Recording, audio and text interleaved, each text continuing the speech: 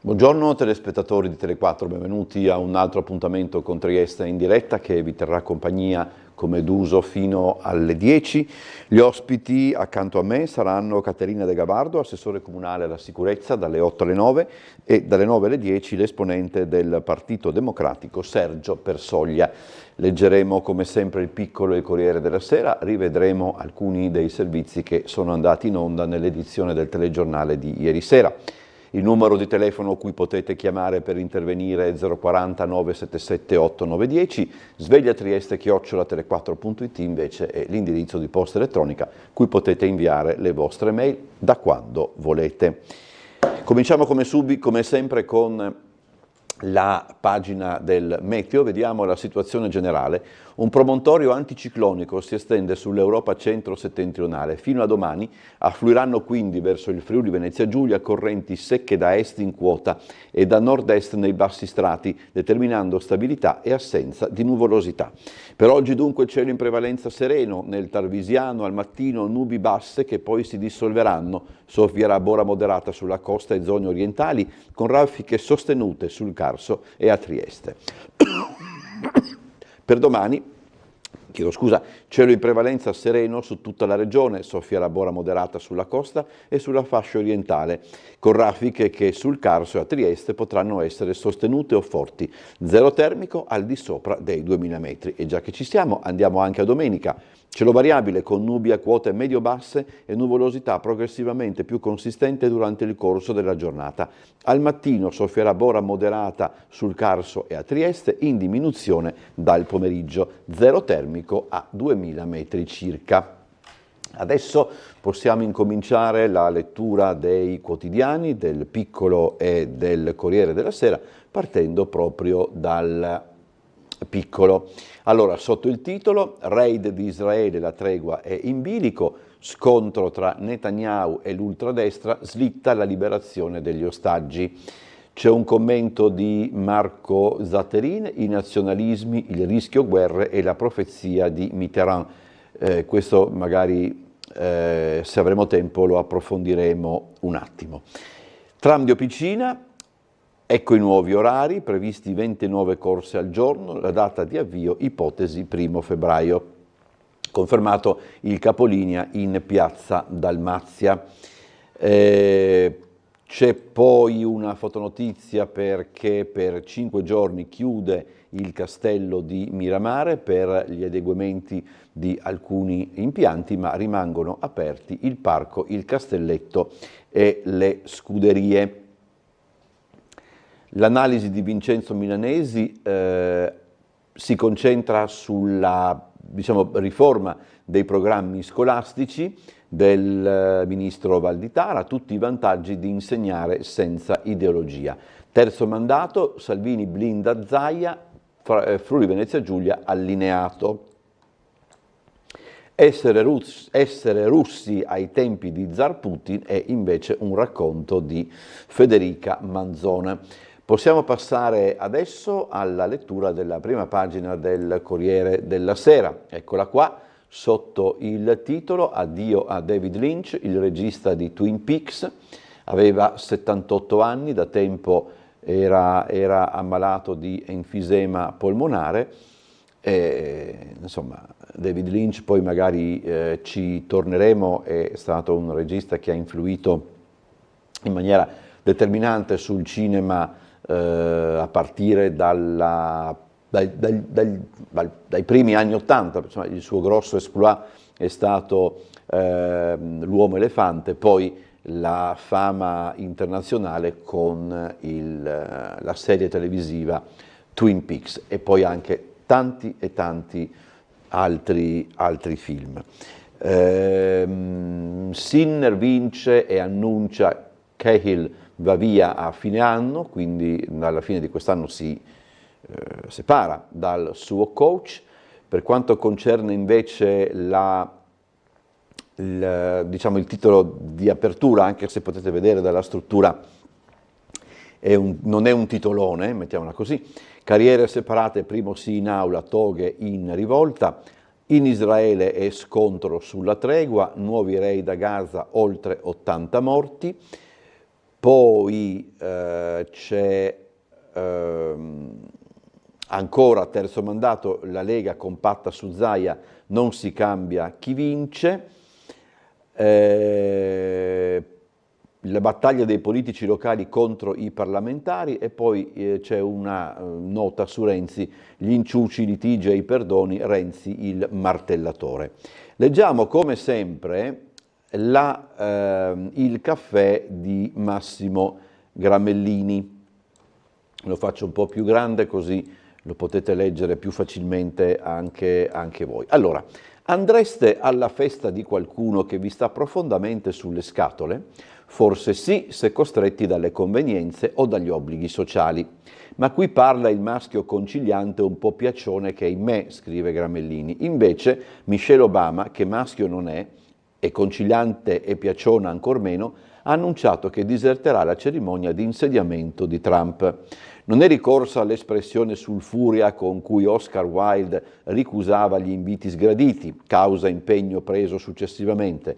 In compenso ha fatto dire al suo entourage che lei non è phony, non è falsa, insomma non è tipa ad andare a dispensare sorrisi al ricevimento di un uomo che addenterebbe volentieri alla giugulare.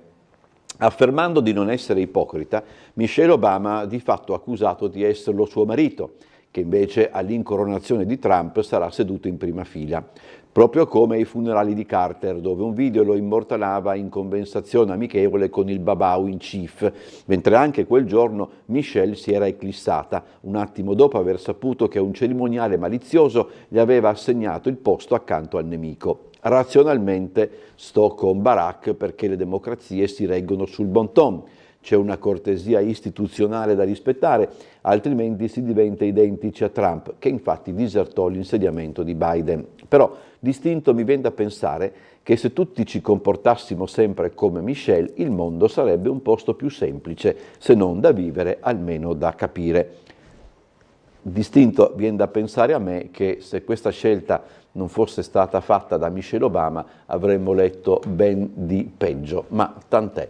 Allora, andiamo avanti con il piccolo, vediamo le pagine interne.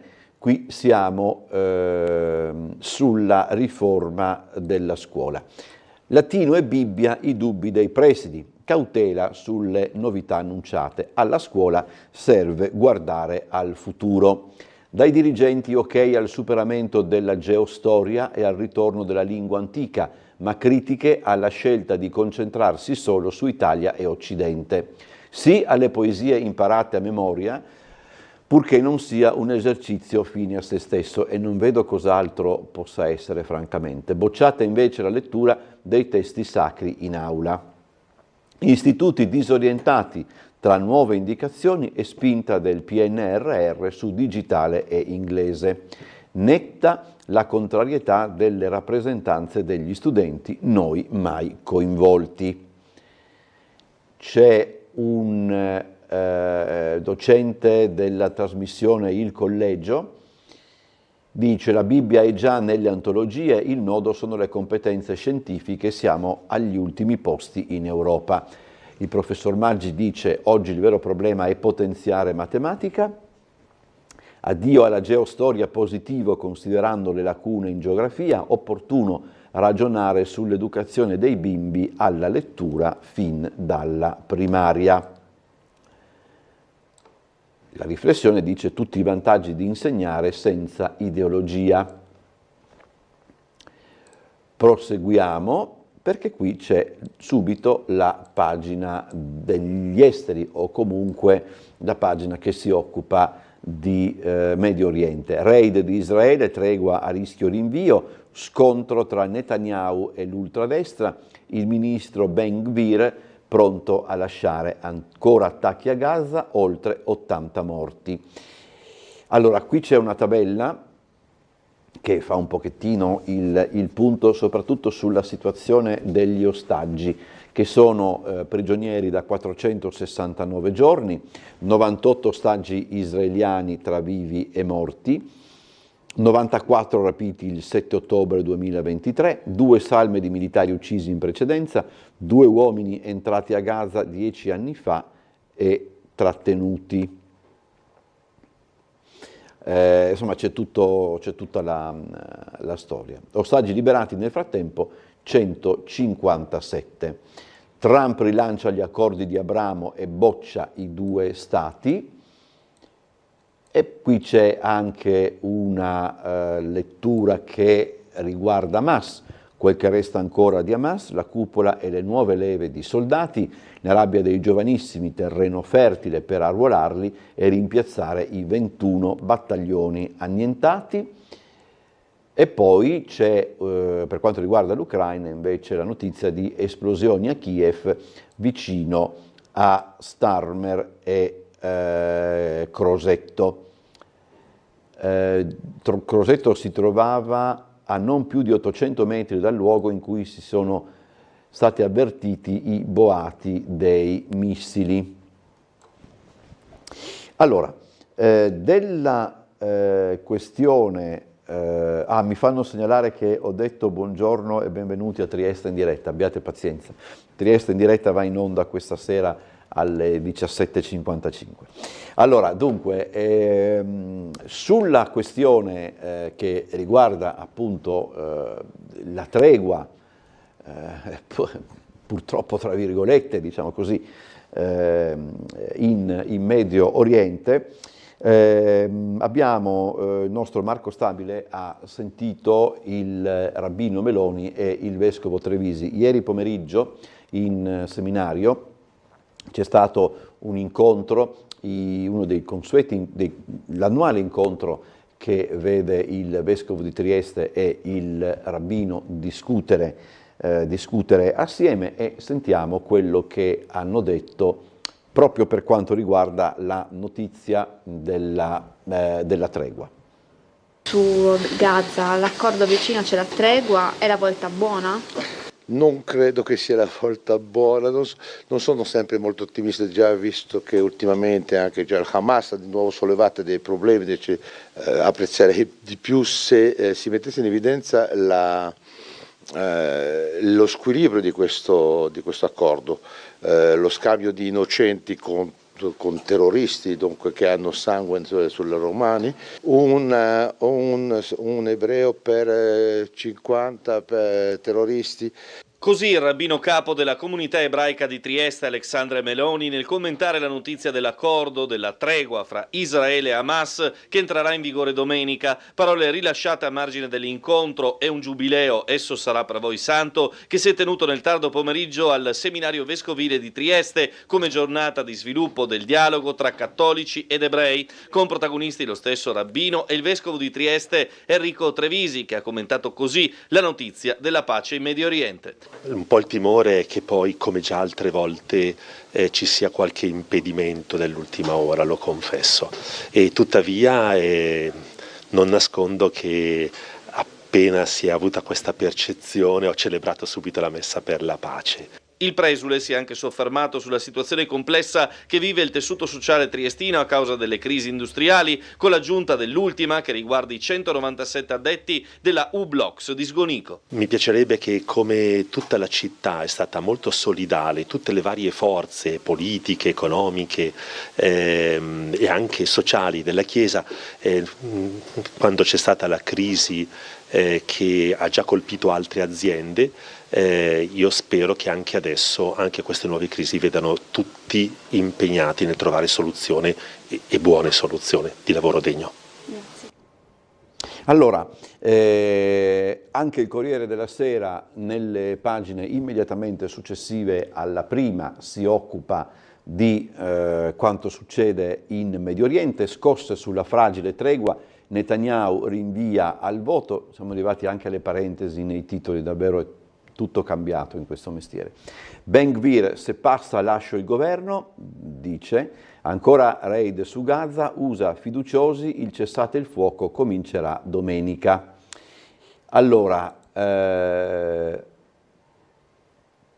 il Corriere e noi assieme al Corriere ripercorriamo le tappe di tutto quanto. Dunque, all'alba del 7 ottobre 3.000 terroristi varcano il confine tra Gaza e Israele, le vittime israeliane saranno 1.200, gli ostaggi 251, Hezbollah attacca dal Libano. Israele richiama circa 300.000 riservisti e lancia l'operazione Spade di Ferro, iniziando a bombardare la striscia che verrà poi invasa e stretta d'assedio.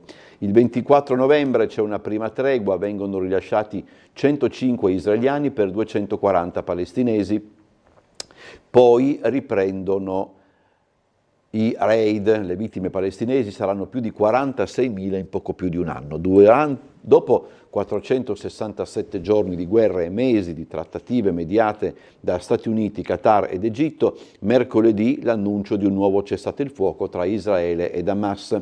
In attesa dell'inizio della tregua previsto per domenica, Israele ha fatto slittare il voto del gabinetto che dovrebbe approvare l'intesa raggiunta su ostaggi e ritiro delle truppe, e qui è proprio il vero problema, se vogliamo, al momento.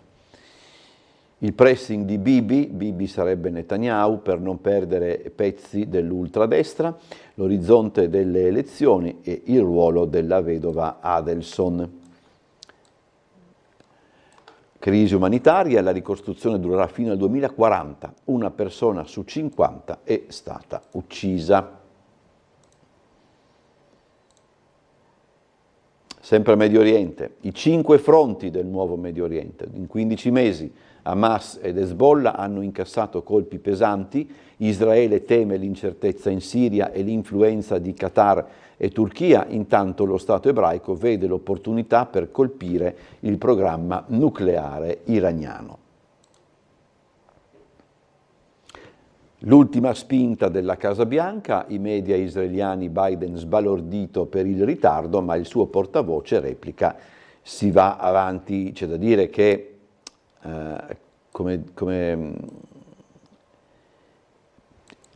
i rapporti fra Stati Uniti e Israele da quando è iniziata la crisi degli ostaggi, che sono sempre certamente privilegiati, però se non si sono incrinati, comunque sono stati molto spesso messi a dura prova, soprattutto, e questo va detto, dall'atteggiamento di Israele. Inutile.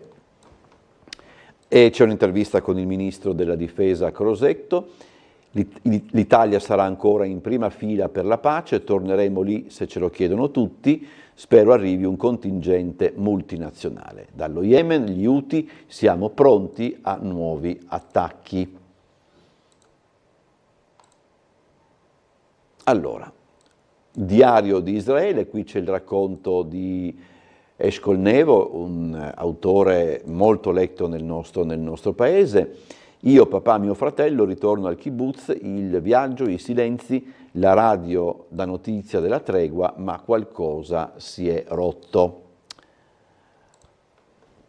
Vediamo se la pagina che riguarda il Medio Oriente si è chiusa, sì, però io tornerei un attimo al piccolo, vediamo come si muove il piccolo. C'è una pagina dedicata alla politica estera che vale la pena di leggere assieme. Allora, intanto c'è il saluto di Biden, saluta con un ultimo avvertimento: Stati Uniti minacciati dall'oligarchia, il presidente uscente dall'addio alla Casa Bianca, fra i timori anche disinformazione e cambiamento climatico. Francia. Bayrou passa il primo esame, mozione di sfiducia respinta. Bezos lancia il suo razzo, superato il primo test. E poi sono 2 episodi di cronaca: tragedia alle Canarie, muoiono 50 migranti, e uccide alunna e vicepreside, follia in Slovacchia dello studente modello. Proseguiamo con il piccolo. Attualità, prima ok alle carriere separate, le toghe pronte alla protesta, e per quanto concerne invece il terzo mandato, la Lega fa quadrato attorno a Zaia, squadra che vince non si cambia. Desumo che anche il piccolo, per quanto riguarda la politica italiana, passi, sì, c'eravamo già in realtà, torniamo un attimo indietro, carriere separate, il sì e lo scontro, Forza Italia il sogno di Berlusconi, primo ok, favorevoli anche Azione e Più Europa, sulle barricate PD e Movimento 5 Stelle, tensione con l'Associazione Nazionale Magistrati. C'è poi un'intervista, non so se c'è un'intervista o sì, c'è un'intervista con il Ministro della Giustizia Nordio, così cittadini più garantiti, non è una rivalsa ma un riequilibrio dei poteri. Terzo mandato, appunto, il copione si ripete. Veneto, Salvini con Zaia, non si mini il governo per qualche bandierina, la Lega è il terzo mandato, la squadra che vince non si cambia, il sindaco Sala ha ragione il governatore e poi sempre Sala, che è il sindaco di Milano, dice io ricandidato, mai dire mai. I protagonisti, diciamo così, della questione. Allora, Salvini, sono sicuro che non si metterà in discussione uno dei governi più virtuosi d'Europa. Tajani, 2 mandati mi sembrano sufficienti, ne fa 2 anche il Presidente degli Stati Uniti. Zaia, se prima vengono i veneti, soluzioni calate dall'alto di certo non saranno accettate. E poi ancora appunto il sindaco di Milano, d'accordo con Zaia e De Luca, questo limite non dovrebbe esserci per i sindaci. Il nuovo fronte che abbatte la distinzione destra-sinistra, noi eletti dal popolo, dicono gli amministratori locali, che vanno alla battaglia contro i parlamentari. Vediamo se c'è ancora. Il leader ricompatta il partito, quindi questo è Salvini. Ora dovrà convincere Meloni, Zaia è la fine se rinunciamo, Calderoli, il Veneto la nostra fiamma. C'è poi una curiosità, se vogliamo, gli eredi di Pirandello sono stati ricevuti al Quirinale per celebrare i 90 anni dal conferimento a Pirandello del premio Nobel per la letteratura.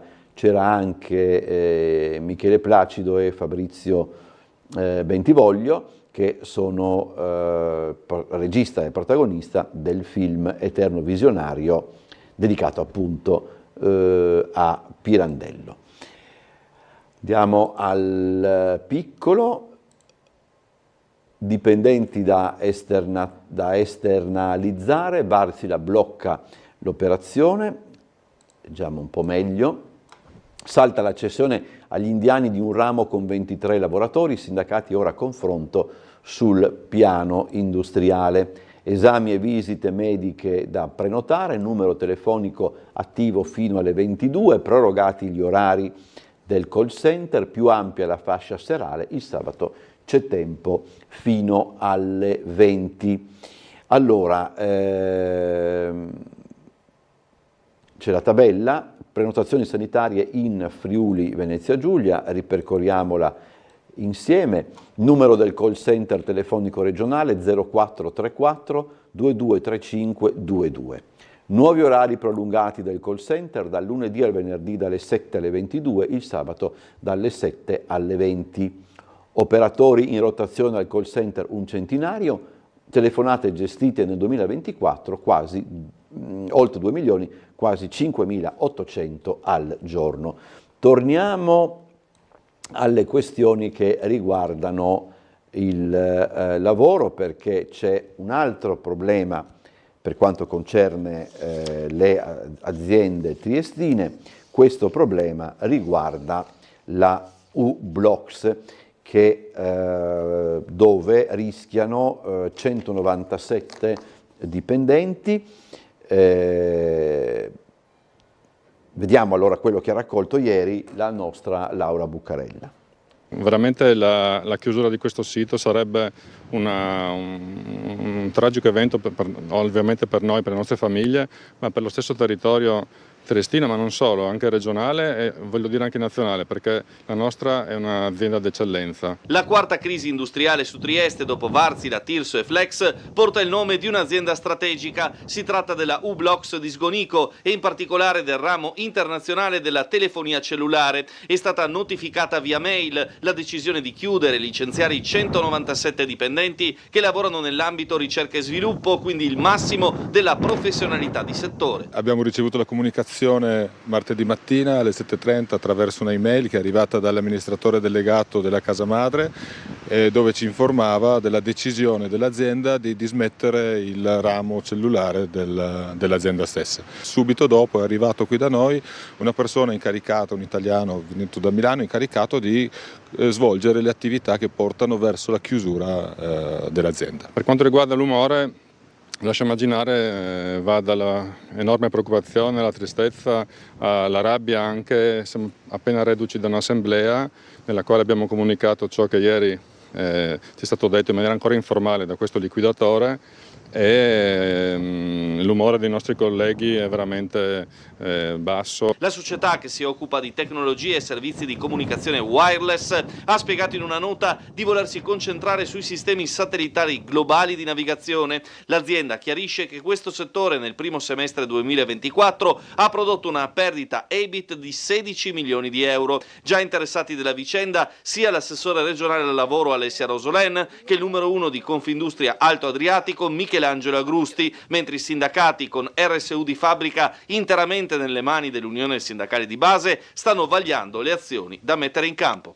Le azioni dobbiamo ancora programmarle per il prossimo futuro. È evidente che in questo momento la città di Trieste sta vivendo una vera e propria crisi industriale, non ci siamo solo noi in crisi, anche Flextronics, che è un'altra azienda del territorio che si occupa di telecomunicazioni, è in crisi, e quindi è evidente che bisogna creare una sinergia e trovare delle soluzioni che possono andare verso un rilancio di quelle che sono le possibilità di lavoro in questo territorio. Ci colleghiamo con la sala operativa della Polizia Locale, dove ci sta aspettando l'ispettore Roberto Leonardi. Buongiorno. Salve, buongiorno a voi. Dunque, notata tutto sommato tranquilla, abbiamo avuto solo un paio di incidenti stradali, ma nulla di particolare. Per la giornata di oggi le devo comunicare con molta gioia che non ci sono chiusure particolari o manifestazioni. Okay. Abbiamo solo delle manifestazioni che però non riguardano la parte viaria, i soliti mercatini, turismo agricolo, via di Mille, Campo Metastasio. Ho capito. Perciò proprio le direi che oggi potrebbe essere una giornata molto tranquilla. Tocchiamo tutto quello che abbiamo a disposizione, perché poi dopo, appunto, stante anche la giornata odierna, è meglio appunto fare tutti gli scongiuri possibili.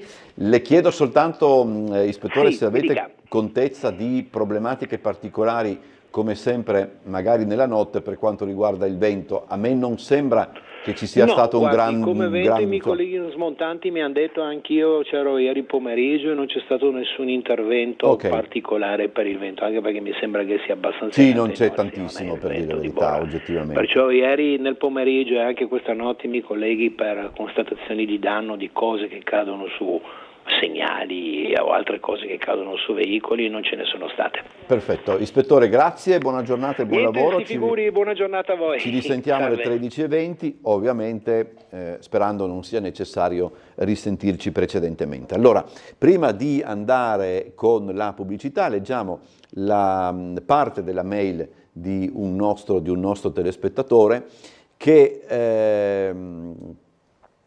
ci ringrazia per il servizio che rendiamo ai nostri telespettatori con la lettura dei quotidiani, e però sottolinea anche il numero sempre più ridotto delle edicole. Dice la signora Lida, in questo caso, dice: per comprare un giornale dovrei fare circa 1,5 chilometri e al mattino è molto difficile. È una cosa della quale mi dolgo molto. Non dico di andare alla consegna porta a porta come si vede nei film americani, ma anche lì credo non sia più così, ma almeno un punto vendita vicino sarebbe il caso. Del problema dell'erosione, diciamo così, del numero delle edicole ci siamo occupati qualche tempo fa, perché oggettivamente è un problema molto sentito, ed è un problema che riguarda però, come posso dire, una problematica a suo tempo molto più vasta, ma casomai potremmo eventualmente tornarci sopra. Andiamo adesso in pubblicità, poi ancora con la lettura appunto dei giornali e con i nostri servizi.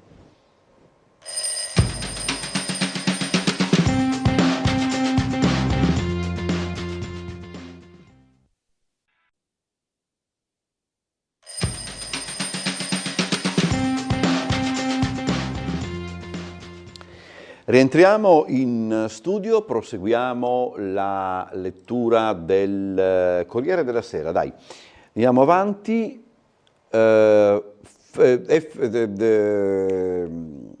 Ferrovie. Piano per la sicurezza sulla rete, si muove la Procura di Roma, il ministro Salvini, grave se per attaccare me si danneggiassero gli italiani. Allora, il gruppo Ferrovie dello Stato ha chiesto l'avvio di un'indagine per il sospetto che i danni e le anomalie sulla rete ferroviaria dei giorni scorsi siano dovuti ad un sabotaggio. Nell'esposto alla Digos è indicata l'ipotesi di attività volutamente mirate a colpire gli asset aziendali.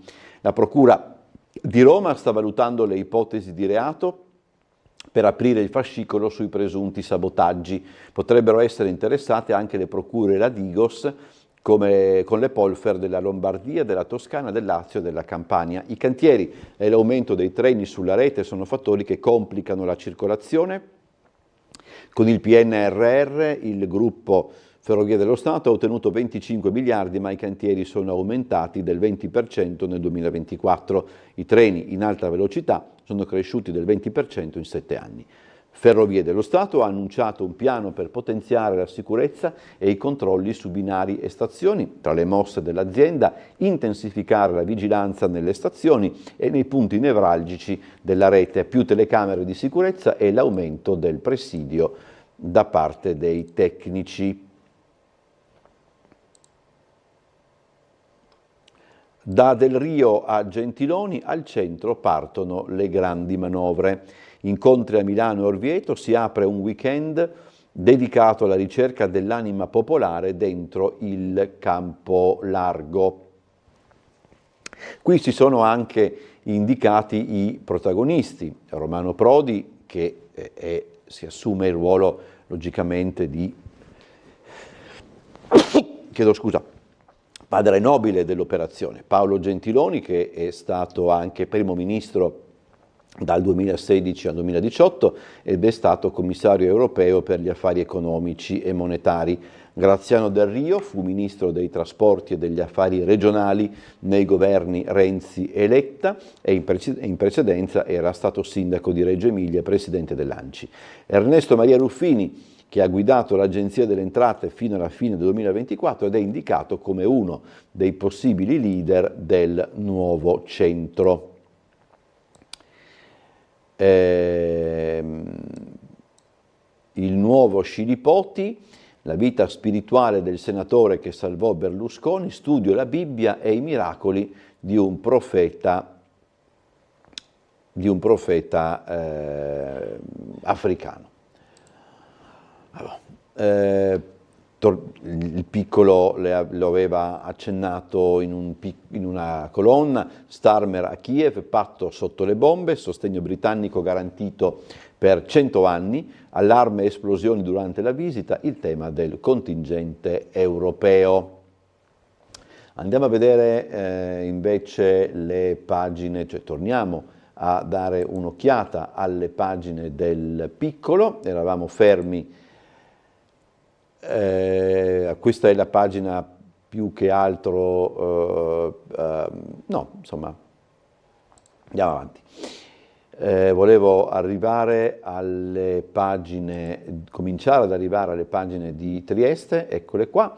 Il morso dell'inflazione, la città settima in Italia nel 2014, a Udine aumenti di 244 euro, a Gorizia di 318, spesi 367 euro in più a famiglia. Ci sono appunto gli orari del tram. Il castello di Miramare chiude per 5 giorni, via i lavori di restauro degli impianti del museo, e poi anche il nuovo negozio Despar inaugurato in Viale. Allora, partiamo proprio da questo, partiamo in realtà andiamo a Muggia con i nostri servizi per parlare di alienazioni e per parlare di un edificio che appunto il Comune ha deciso di mettere in vendita. Vediamo quello che ci ha detto il sindaco Polidori. Anche a Muggia scatta il piano alienazioni. Sulla scorta di quanto fatto da altre amministrazioni comunali, vedi l'operazione Carciotti a Trieste, anche la cittadina rivierasca scende in campo con una parte di patrimonio immobiliare. Il primo passo mette in mostra un edificio storico, quello color rosso mattone in riva di Amicis 2/A, a fianco del noto arco che fa da chiusura all'area del Mandracchio. Un immobile su 3 livelli da 25 metri quadrati l'uno più terrazzino, con affaccio anche sul mare. Il piano terra un tempo ospitava una profumeria e più di recente uno sportello bancomat. L'immobile alla fine del Mandracchio, proprio alla fine del porticciolo, che è una chicca diciamo piccolo ma in una posizione veramente splendida, e sicuramente quello è uno sui quali speriamo di riuscire a venderli in brevissimo tempo. Stando a quanto comunicato dal Comune di Muggia, l'immobile potrà essere ristrutturato completamente a uso abitativo, anche il piano terra, ed è probabile che venga destinato a residenza piuttosto che a un piccolo e caratteristico B&B. La scadenza per l'offerta è fissata per il 14 marzo, con valore stimato di base di 108.000 euro, ma l'operazione, come permesso, fa parte di un più ampio ventaglio di immobili di proprietà pubblica messi all'asta. Ricordo anche la ex scuola di Porto San Rocco, che è in una posizione veramente meravigliosa, così anche come la ex scuola di Chiampore, su in alto, in cima praticamente al colle, quindi con una vista sicuramente quasi impareggiabile, nonché anche la ex caserma dei carabinieri di Aquilini, anche quella è stata messa in vendita, per cui un recupero degli immobili che fa bene al territorio e fa bene anche alle risorse da spendere poi per quanto riguarda il bilancio comunale. Corriere della Sera, Milano, la studentessa aggredita, mi metteva le mani ovunque, il racconto della violenza dopo la discoteca sabato notte, accanto alla discoteca Alcatraz di via Valtellina, una 19enne e il suo fidanzato sono stati aggrediti da 10-12 nordafricani. Prima hanno cercato di rapinarli, poi uno avrebbe molestato la ragazza. L'uomo, 36 anni, egiziano, è stato arrestato con l'accusa di violenza sessuale e rapina. Gli altri sono ricercati. Questo è il caso di Parma. La Chiara ritorna nella viglietta di Traversetolo. La professoressa accusata di molestie, frasi sul sesso a un solo studente, ma non c'era nessuna malizia. La docente nega tutto. È una vendetta dei genitori. La madre della donna, tutti si accaniscono su di lei senza che sia iniziato un processo. La donna dice: non ho mai molestato quel bambino, se gli dicevo certe cose era per farlo sentire più sicuro, perché avesse fiducia in se stesso. E qui il Corriere della Sera ricostruisce la vicenda. A novembre un gruppo di mamme picchia una docente di sostegno della scuola media Salvati di Castellammare di Stabia. L'accusano di abusi sessuali su alcuni alunni. Dopo il sospetto di una ritorsione per aver sospeso un alunno che fumava, è stata arrestata martedì per violenza sessuale e corruzione di 7 minori. Dunque, Alex il pestaggio violento e l'insulto sporco italiano, temeva lo uccidessero. Bressanone, il papà del 18enne, dovrà subire più interventi. l'aggressione alla festa dei maturandi, colpito perché voleva difendere un amico. Il giovane che nei giorni fa al forum di Bressanone, al termine del ballo dei maturandi, è stato aggredito da un gruppo di coetanei. Il giallo dell'artigiano morto, il RIS nella casa di montagna, il cinquantenne trovato agonizzante deceduto in ospedale, ferite da taglio sulle braccia, secondo IPM e omicidio. Pronto a regalare la mia Aquila alla Lazio, il falconiere in malattia per ora resta a Formello. Il club lo sospende ma lo lascia in sede, sono pentito. Io ho perso un po' i conti insomma, non conosco bene la vicenda. Allora, il Papa cade, dolore al braccio ma nessuna frattura. Invece Marino Bartoletti, sono in forma ma in rete spesso mi danno per morto, non rido più e denuncio.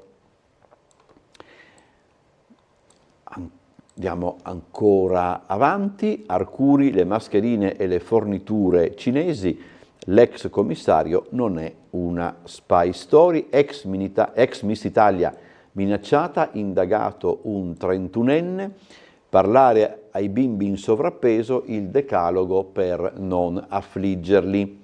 Sono necessari solo messaggi positivi, non usare il termine ciccione.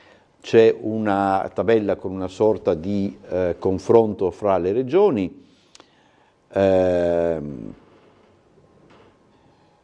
No, capisco. Allora, ci sarebbero il 18,2% dei ragazzi in Friuli Venezia Giulia sarebbe sovrappeso, il 7% sarebbe invece soffrirebbe di grave obesità. Non a caso i casi più numerosi di queste problematiche si verificano in Campania, e laddove le zone meno interessate sono le province autonome di Bolzano e di Trento. Le cattive abitudini, il 18,5% dei bambini non svolge attività fisica, il 41,5% ha ancora la TV in cameretta, il 45,1% trascorre più di 2 ore al giorno davanti alla TV e facendo videogiochi. Qui c'è un'intervista con chi tra l'altro? Con Mario Maffucci, che è dirigente televisivo, dice allora l'incidente diplomatico del trio, Celentano andò in tilt in diretta, Vianello era pazzo della Erzigova, 32 anni in Rai. Nicoletta Mantovani vietò a Pavarotti di cantare sul palco del festival e fu un disastro. Il titolo del libro di Maffucci, che racconta 32 anni in Rai, si intitola, tra l'altro molto divertente, Samu Rai, quindi praticamente c'è tutta la storia di buona parte della televisione italiana. Mario Maffucci è un nome veramente importante di quel periodo. Siamo arrivati alle pagine di commenti e cultura del Corriere della Sera, le saltiamo per andare direttamente a cultura e spettacoli. Frediano Sessi ricostruisce la storia di una superstite di Auschwitz. Esce oggi un volume sull'ebrea triestina, unica della famiglia Geiringer, tornata viva dalla prigionia. Poi la Shoah, l'Europa, l'inedito di Primo Levi. Ci stiamo avvicinando al giorno della memoria che si commemora il 27 di gennaio, quindi c'è un avvicinamento in tal senso anche da parte delle pagine culturali dei giornali, e poi ampio spazio dedicato alla scomparsa di David Lynch. Il regista visionario, nemico degli steccati, ha scavato come pochi nel nostro inconscio. Di Elephant c'è l'elenco dei capolavori di David Lynch, di Elephant Man, Dune, che è dell'84, poi Fuoco cammina con me, che è una sorta di prequel di Twin Peaks, la serie che cambiò la televisione tra oscurità e paure, Mulholland Drive e Inland Empire. È curioso, se vogliamo, che una apparizione recente di David Lynch lo vede nell'ultimo film al momento di Spielberg, nel ruolo di John Ford. Adesso siamo alla pagina sportiva, svolta Sinner, doma l'australiano Schoolgate, poi annuncia a sorpresa è l'ultimo anno di Cahill come mio allenatore.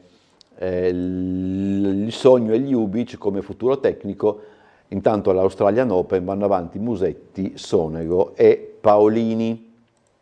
Arriviamo alla pagina di televisione, vediamo dove si concentra Bisio, si parla di Zelig, la formula in crisi.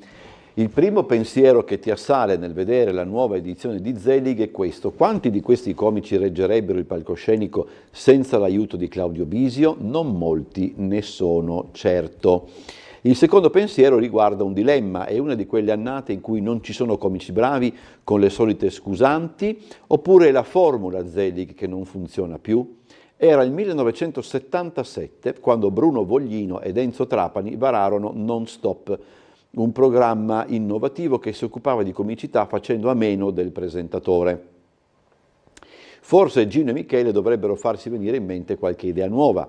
Altro aspetto singolare: il pubblico del teatro Ancilboldi era composto, con tutto il rispetto, da signore e signori che ridevano di gusto per sentirsi giovani dentro. Per dare un po' di sostanza al palcoscenico, Claudio Bisio e Vanessa Incontrada erano accompagnati dal corpo di ballo di Dance House Hip Hop Department di Susanna Beltrami e la band The Pax Side of the Moon. C'erano comici già affermati come Maurizio Lastrico, Paolo Cevoli, Antonio Ornano, Max Angioni a compensare l'acerbo esordio di altri che magari se la cavano con una battuta. Federica Ferrero leggeva le tremende chat dei genitori, Maria Pia Timo recitava un monologhetto, quello che adesso si chiama in un altro modo in inglese. Il momento più imbarazzante si è avuto quando è apparso Lazza, un rapper che ha recentemente conquistato un disco di diamante. Come ha aperto bocca, ho pensato che fingersi imbranati è una copertura perfetta. Allora, proseguiamo e in qualche modo, cominciamo ad approcciare gli argomenti che con tutta probabilità tratteremo con il primo ospite della nostra trasmissione, vale a dire l'assessore comunale alla sicurezza Caterina De Gavardo, perché c'è l'adozione delle zone rosse dopo alcuni episodi di criminalità avvenuti in città. Allora vediamo prima quello che sulla questione ci hanno detto ieri il sindaco di Piazza e l'assessore regionale alla sicurezza Pierpaolo Roberti. Da questo fine settimana e fino al 31 marzo in 4 aree di Trieste entreranno in vigore le zone rosse, ovvero aree della città dove sarà vietato lo stazionamento ai soggetti che assumono atteggiamenti molesti e aggressivi e risultino destinatari di segnalazioni dall'autorità giudiziaria per reati contro il patrimonio, per violenza in materia di stupefacenti, furti, rapine, danneggiamenti, invasione di terreni ed edifici e possesso abusivo di armi, in pratica ogni comportamento che ostacoli la libera e piena fruibilità delle aree pubbliche individuate. Una misura che trova il plauso del sindaco di Piazza, che aveva anticipato anticipato il tutto pochi giorni fa proprio ai nostri microfoni e dell'assessore regionale alla sicurezza Pierpaolo Roberti, che sul tema ha anche ricordato che proprio la regione ha stanziato importanti fondi per diverse attività correlate. Tutto quello che viene fatto, ogni singola azione che viene fatta per cercare di garantire maggiore sicurezza al cittadino sicuramente va vista di buon occhio. In questo senso abbiamo sì approfittato di nuovi spiragli dal punto di vista normativo per applicare queste zone rosse, benvengano le zone rosse, e tutto ciò abbinato ad altri strumenti che stiamo mettendo in campo. Il tema delle risorse che abbiamo messo a disposizione invece come regione per la vigilanza privata nei pubblici esercizi, le risorse messe a disposizione in più sempre in assestamento l'anno scorso per la videosorveglianza a Trieste. Non voglio fare la fine di quello che vedo sui telegiornali, Milano, gente che viene assalita, ragazze che vengono violentate, coltellate. Io non voglio questo. Quelli che girano per la città, che arrivano da altre parti del mondo, non hanno la nostra educazione. Ebbene, che imparino la nostra educazione. Con le zone rosse impareranno anche questo. L'assessore Roberti poi è piuttosto perentorio rispetto alla scelta di intervenire in questa maniera, scansando le polemiche di chi dice che in questo modo non si risolvono i problemi bensì si spostano. E se così dovesse avvenire, dice, allora si inseguiranno. Secondo alcuni sulla sicurezza non bisognerebbe semplicemente fare nulla. Noi cerchiamo di affrontare i problemi. Il problema si sposta e lo inseguiremo e andremo a rincorrere quel problema come abbiamo sempre fatto e come continueremo a fare con grande forza e determinazione. C'è poi un po' di confusione attorno al concetto di zona rossa. Non si tratta di aree transennate o delimitate, ma solo punti dove valgono queste speciali disposizioni. Ci saranno controlli e presidi più frequenti. Le persone già segnalate e pregiudicate avranno forti limiti di stazionamento e comportamento. Per tutti gli altri, fondamentalmente, non ci saranno restrizioni. Sulla questione è intervenuto ieri, proprio a Sveglia Trieste, anche il vicepresidente del Consiglio regionale ed esponente del Partito Democratico, Francesco Russo. Guarda, intanto diciamo una cosa, io non riconosco la mia città. Ho fatto una campagna elettorale in cui, se ricorda, erano i giorni della sparatoria in via Carducci. Sì. E mi ricordo che il sindaco mi accusò di essere un disfattista, di dipingere una Trieste che non era, insomma, no? Di immaginare che fosse il Far West. Io semplicemente mettevo in allarme e mettevo all'attenzione il fatto che stesse cambiando la città, avesse bisogno di un maggiore controllo.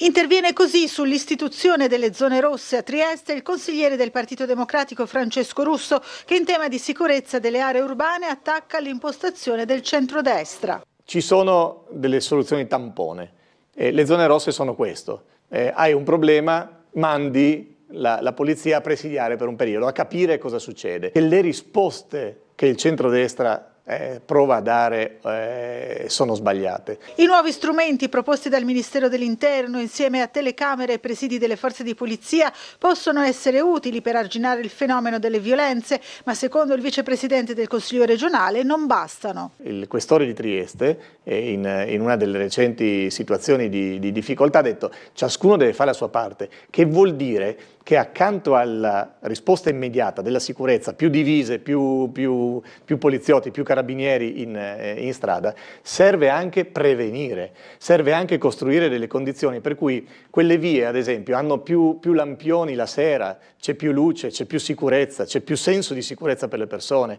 Se i negozi sono aperti, se ci sono centri in cui le persone si incontrano, se c'è vita, è chiaro che anche i malintenzionati hanno molta più difficoltà, perché a quel punto è più facile chiedere aiuto. Se ai nostri giovani non diamo la possibilità, l'abbiamo proposto 1000 volte in Consiglio Comunale, di incontrarsi con quelli che si chiamano educatori di strada, che sono delle persone più adulte, più responsabili, che si mescolano con questi giovani, che hanno dei problemi, e sono giovani italiani e sono giovani anche stranieri.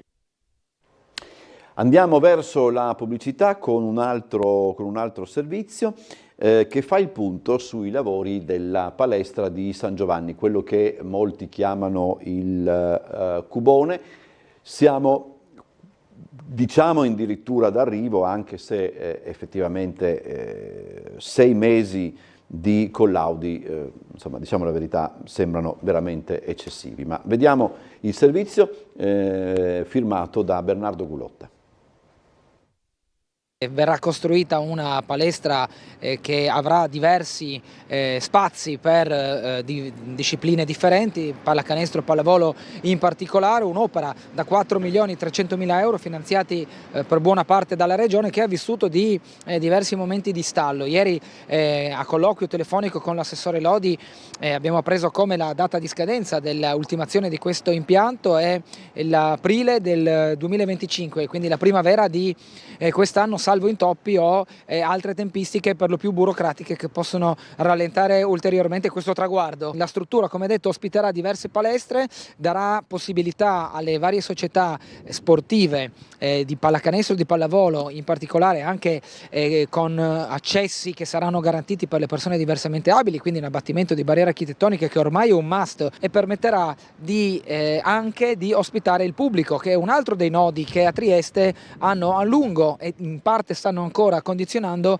buona parte delle palestre dove le società sportive si allenano e giocano. Il cantiere sta andando bene, siamo soddisfatti, va secondo cronoprogramma, al momento non abbiamo grosse problematicità, confidiamo quindi di finirlo nella primavera 2025, ovviamente poi ci sarà la fase dei collaudi che durerà circa 6 mesi, quindi confidiamo di riaprirlo alla prossima stagione sportiva, ma sarà una grande valvola di sfogo per le società sportive che hanno fame di spazi palestra. Lì avremo, come avevamo già preannunciato, palestra di pallavolo e pallacanestro, una tribuna per 99 persone, spazi adeguati anche a chi ha disabilità motorie, quindi sarà una palestra accessibile e utilizzabile anche a chi ha quindi problemi motori o disabilità. Avremo spogliatoi e tutto ovviamente con impianti di sicurezza e a norma. Andiamo in pubblicità, poi sarà con noi l'assessore comunale alla sicurezza Caterina De Gavardo.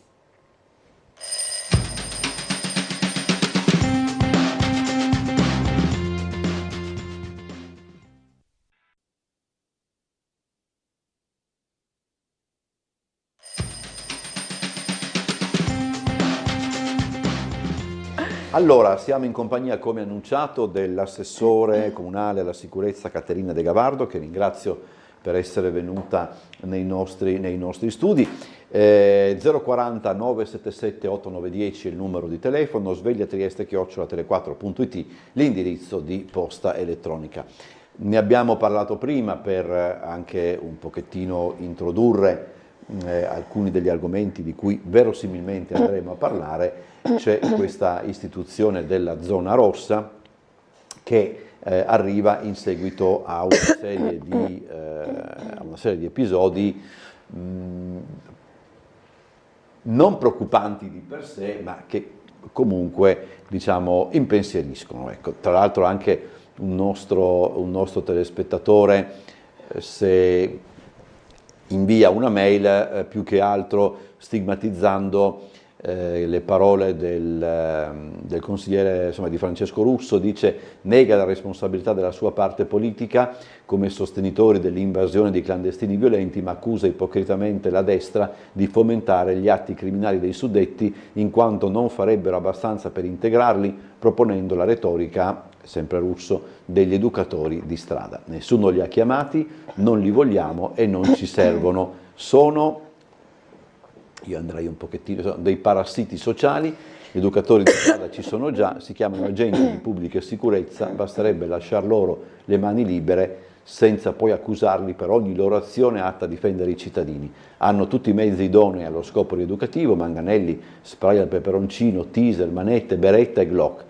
Se potessero usare detti mezzi di persuasione con più libertà, gli sgraditi ospiti si guarderebbero bene dal compiere atti criminali. Sono piuttosto dura, per dire la verità. Sì, sono parole piuttosto forti, però obiettivamente serviva in questo momento un segnale forte alla cittadinanza relativamente all'immigrazione. Ho sempre pensato che l'immigrazione debba essere assolutamente controllata e che deve essere sostenibile. In questo momento è abbastanza sotto gli occhi di tutti che l'immigrazione non è più sostenibile e anche, diciamo, poco controllata, per cui serviva in tutta Italia, perché questo è uno strumento previsto per tutto il territorio nazionale, una decisione forte, e la decisione delle zone rosse è senza dubbio un segnale molto forte. Aveva iniziato ad applicare questo strumento Milano, Bologna e Firenze già durante il periodo di Natale, e noi inizieremo ad utilizzarlo nei prossimi giorni. È uno strumento temporaneo che dura per ora fino al 31 marzo, ma che coinvolge davvero ampie zone del centro cittadino. È la prima volta, Assessore, che viene istituita a Trieste? Sì, okay. Assolutamente sì. Riguarda 3 importantissime zone del centro cittadino, perché va da Piazza Perugino, Piazza Garibaldi, fino a spingersi Piazza Goldoni e Scale dei Giganti, quindi potrebbe essere, è una zona molto ampia. Un'altra zona molto ampia è quella che riguarda Piazza Libertà fino a Piazza Oberdan, e la terza zona invece più centrale, Piazza Verdi verso il mare. Si tratta di uno strumento che mai era stato utilizzato prima e che è stato deciso in seno al Comitato Ordine e Sicurezza, ma che prevede una decisione formale da parte del prefetto. Nel corso dell'ultimo Comitato Ordine e Sicurezza si è valutato anche di affiancare a questo strumento delle ordinanze antidegrado, che invece fa in questo caso il Comune e in particolare il Sindaco, molto simili a quelle che avevamo istituito qualche mese fa in infatti io zona confondevo probabilmente con Piazza Libertà e Piazza Perugino. Quindi si tratta di 2 strumenti diversi, uno viene emanato dal prefetto, l'altro viene emanato dal Sindaco. Anche in quel caso, cioè anche nel caso delle ordinanze antidegrado che affiancherebbero quello delle zone rosse, e forse probabilmente stiamo ancora valutando tecnicamente come fare, riguarderebbero zone più limitate all'interno delle zone rosse, sono strumenti nuovi che prevedono la chiusura anticipata dei locali e che prevedono il non poter girare con contenitori in vetro dopo una certa ora all'esterno dei locali. Sono strumenti nuovi soprattutto nella limitazione dell'orario per gli esercizi pubblici, strumenti che a Trieste non erano mai stati usati.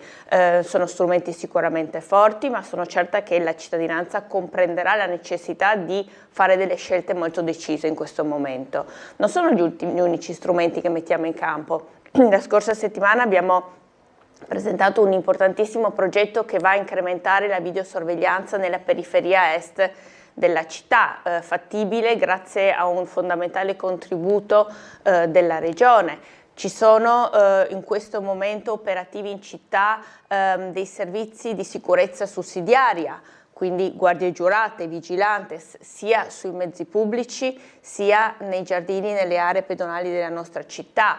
La polizia locale, assieme a tutte le altre forze dell'ordine, ha attivato nel corso del 2024 ben 50 controlli interforze nelle aree più frequentate, nelle piazze pubbliche della nostra città. Insomma, sono tanti tasselli che cerchiamo di mettere in campo per arginare un fenomeno che obiettivamente fa preoccupare i cittadini e i cittadini stessi per i loro figli e per il futuro di questa città. Chiedo scusa ancora a chi è in linea, le faccio una domanda che riguarda proprio come verranno poi effettuati i controlli, perché diciamo la verità, magari qualcuno potrebbe pensare che le zone rosse siano delimitate da, che ne so, transenne, eccetera. Non no, è assolutamente le zone vero. rosse non saranno delimitate, però il controllo è fondamentale e anche l'irrogazione dei provvedimenti di allontanamento sono fondamentali.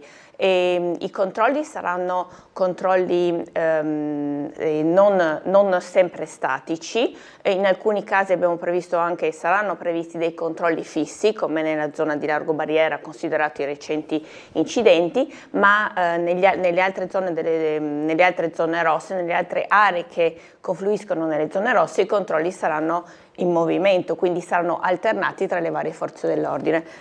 Sarà però fondamentale irrorare questi provvedimenti nei confronti dei cittadini che appunto vengono considerati pericolosi per l'utilizzo pubblico e di tutti i cittadini delle aree pubbliche, perché questi provvedimenti permetteranno poi di procedere anche in modo ancora più deciso e più serio con provvedimenti successivi, cioè la base dell'allontanamento dalle zone rosse, innanzitutto se violato diventa un reato penale, ma poi permette di avere una base su cui lavorare per poi eventualmente dare un DASPO o dare un avviso orale, per cui diventa poi un provvedimento che può crescere nella sua severità anche in modo successivo. Allora, sentiamo la prima telefonata. Buongiorno. Buongiorno Bosazzi, buongiorno a lei, buongiorno. a Caterina De Gavardo, Nivea. Allora, volevo dire all'assessore, a proposito delle telecamere nella zona est, anche qui noi sono state tagliate più di 60 macchine in via dei Baiardi, le gomme e tutto questo. Propongo anche a lei di sollecitare, di fare anche con le prossime finanze della regione, possibilmente, anche delle telecamere qui dove ci sono i nuclei delle case, non in mezzo al bosco naturalmente, ma dove ci sono dei nuclei, che ci sono delle casette che veramente, insomma, ho avuto anche 2 settimane fa delle persone con delle torce che illuminavano dentro le case per controllare ed altro. Allora, assessore, volevo anche dire una cosa. Fa un po' strano che un rappresentante del PD, no, ci venga a dare lezione sulla sicurezza a Trieste. Proprio loro che sono stati favorevoli all'immigrazione. Mi ricordo che questo personaggio, mi scusi Bosatti, questa volta non faccio nomi ma è sottinteso, dica che ci sono i ricreatori e l'educazione di strada. L'educatore di strada che cosa fa? Va vicino a uno spacciatore e dice: tu non puoi spacciare? Oppure tu non puoi tenere un coltello in tasca. Questo è una cosa veramente che io non riesco a capire. I educatori di strada sono stati tutti quelli della sinistra, vogliono gli educatori di strada. Educatori per cosa? Cioè mi sembra talmente logico che non si può spacciare, non si può accoltellare, non si può sbrangare nelle teste delle persone, però vanno avanti così. Ha parlato anche dei ricreatori. Cosa c'entrano i ricreatori? Cosa mangiamo gli afghani e i pakistani dentro nei ricreatori per educarli? Non so, non riesco a capire. Mi scusi Bosazzi, ma so che per lei queste parole sono pesanti, ma penso che l'assessore sia d'accordo con me. Grazie. Non sono le parole ad essere pesanti, delle volte il tono. Quando il tono è, come in questo caso, anche se indignato, corretto, io non ho assolutamente niente da dire. Però è un tono comprensibile, assolutamente comprensibile. Sono due argomenti diversi. Parto prima dalla fine delle zone rosse e dal commento della signora Nivea sulle posizioni della sinistra, dell'estrema sinistra, della sinistra. Allora, innanzitutto trovo veramente tristi, irricevibili certi commenti nei confronti dell'attività delle forze dell'ordine. Colgo questa occasione per ringraziare le forze dell'ordine.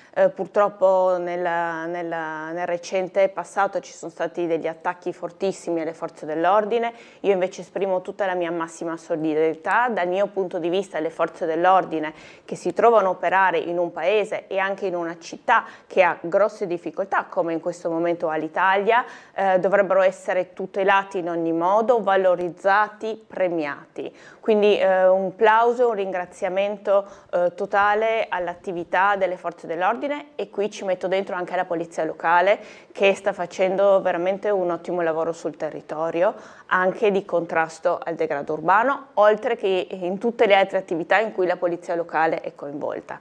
D'altra parte non posso che essere d'accordo su quanto detto la signora Nivea e su quanto prima ha scritto la persona nella mail. La condizione in cui noi ci troviamo adesso è la conseguenza di una politica della sinistra che prevedeva porte aperte a tutti. Come ho detto inizialmente, l'immigrazione deve essere sostenibile, deve essere controllata e non siamo assolutamente in grado di aprire le porte a tutti.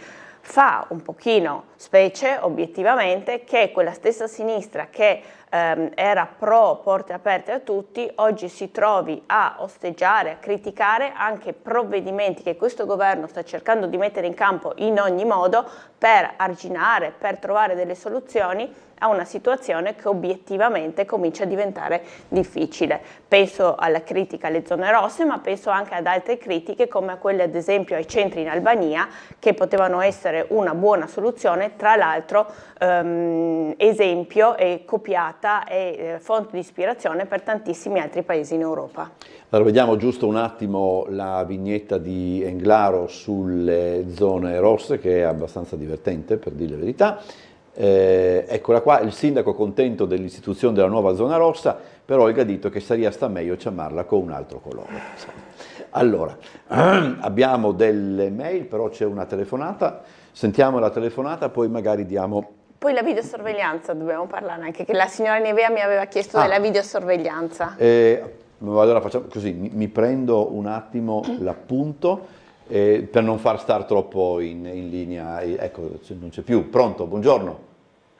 Buongiorno, sono Franco Lega da Udine Nord. Buongiorno alla dottoressa. Dottoressa, io sento queste parole, belle parole, eccetera. Sembra un disco di platino. Non solo lei che lo fa girare, ma anche Medau, Lo Bianco, Ressigno, Pontiga e tutti gli assessori e consiglieri. Possibile che non si possa sapere quanti agenti sono stati portati a Trieste, quanti sono in servizio, se sono lì a fare ancora l'abilitazione al vento, alla bora, se sono lì ancora parcheggiati, sono in giro a controllare chi ha i documenti e chi non ha documenti via di corsa.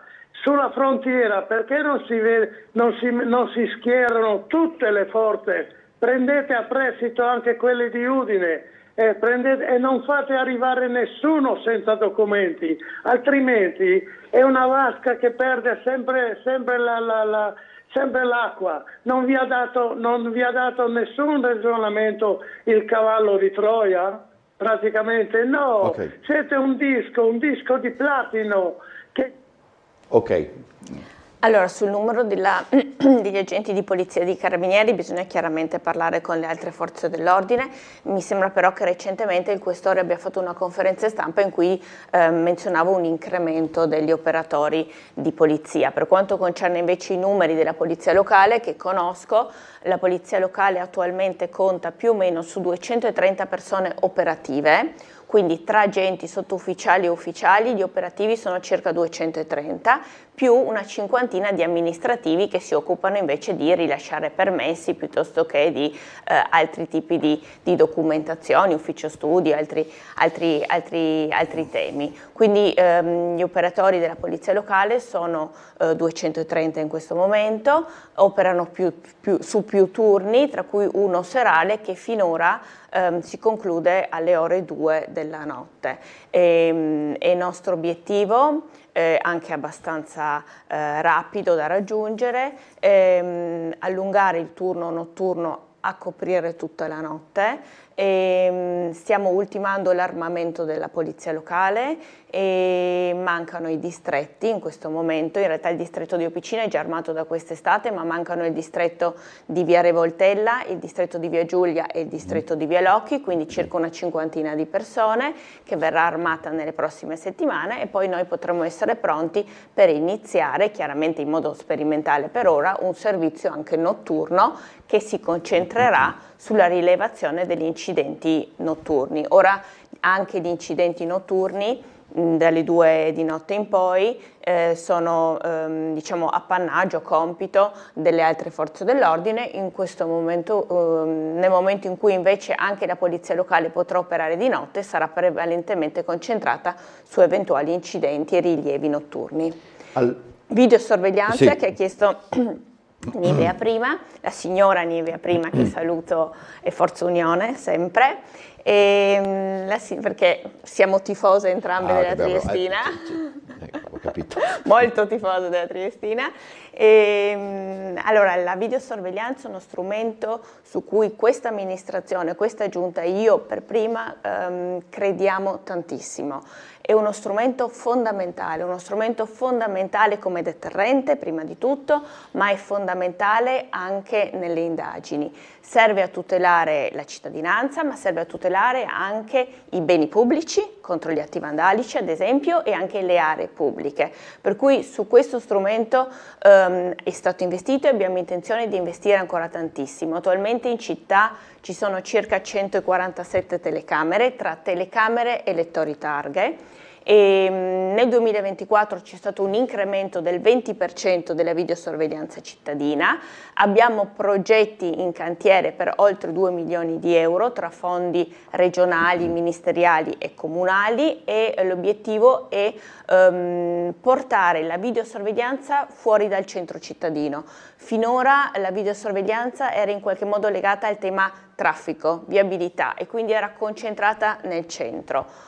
Ora è il caso di cominciare a uscire dal centro e abbracciare anche i rioni, le periferie. Il progetto che abbiamo presentato la scorsa settimana è un progetto che può usufruire di un contributo importantissimo di 800.000 euro della Regione e che permette di incrementare la videosorveglianza nella periferia est, quindi Valmaura, Giarizzole e Costalunga. Lo faremo portando prima di tutto la fibra, che è fondamentale, e poi alla fibra agganceremo le telecamere. Questo progetto è realizzato dal Dipartimento di Polizia Locale, ma devo ringraziare tantissimo anche l'assessore Savino, perché grazie anche alla progettazione del suo Dipartimento abbiamo realizzato questo progetto che vedrà la luce nei prossimi anni, un anno e mezzo, 2, insomma dipende un attimino dalla posizione della fibra, che è la parte più complessa nella realizzare nuovi impianti di videosorveglianza. Allora, ci sono parecchie mail che stigmatizzano ancora le parole di Russo e stigmatizzano anche la situazione, soprattutto per quanto concerne appunto i migranti, eccetera. Ce n'è una che invece segnala che il tratto tra Piazza Volontari Giuliani e Largo Giardino è diventato un parcheggio selvaggio fra centrostrada e isole pedonali, e il signore chiede più controlli.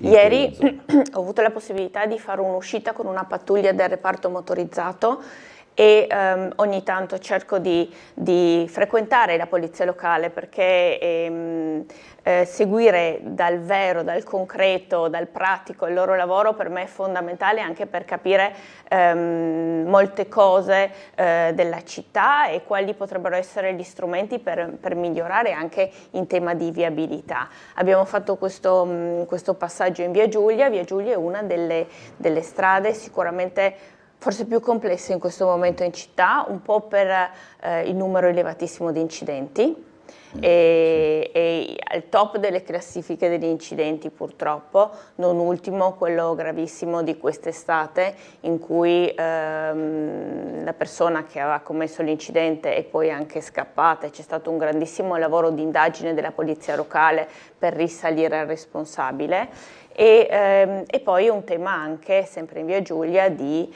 difficoltà di parcheggiare. E i due temi in realtà sono anche strettamente connessi, perché nel momento in cui io parcheggio male la macchina ostacolo chiaramente anche la viabilità e posso essere anche in qualche modo pericoloso, per cui grande attenzione già c'è su quella via, ma farò presente che va posta ancora maggiore attenzione. C'è una telefonata, poi andremo in pubblicità. Buongiorno. Buongiorno. Prego. Io da Trieste. Buongiorno. Buongiorno, complimenti a Bosazzi e complimenti a De Gavardo. Grazie. Volevo solo dire che sono lo zio di un poliziotto locale e so i problemi che hanno in questa città con la delinquenza. Perciò andate avanti così, bravi, buona giornata. Grazie tante. Insomma, tra l'altro poi c'è anche una mail che le fa i complimenti, ci dice che questa mattina vi siete anche messaggiate.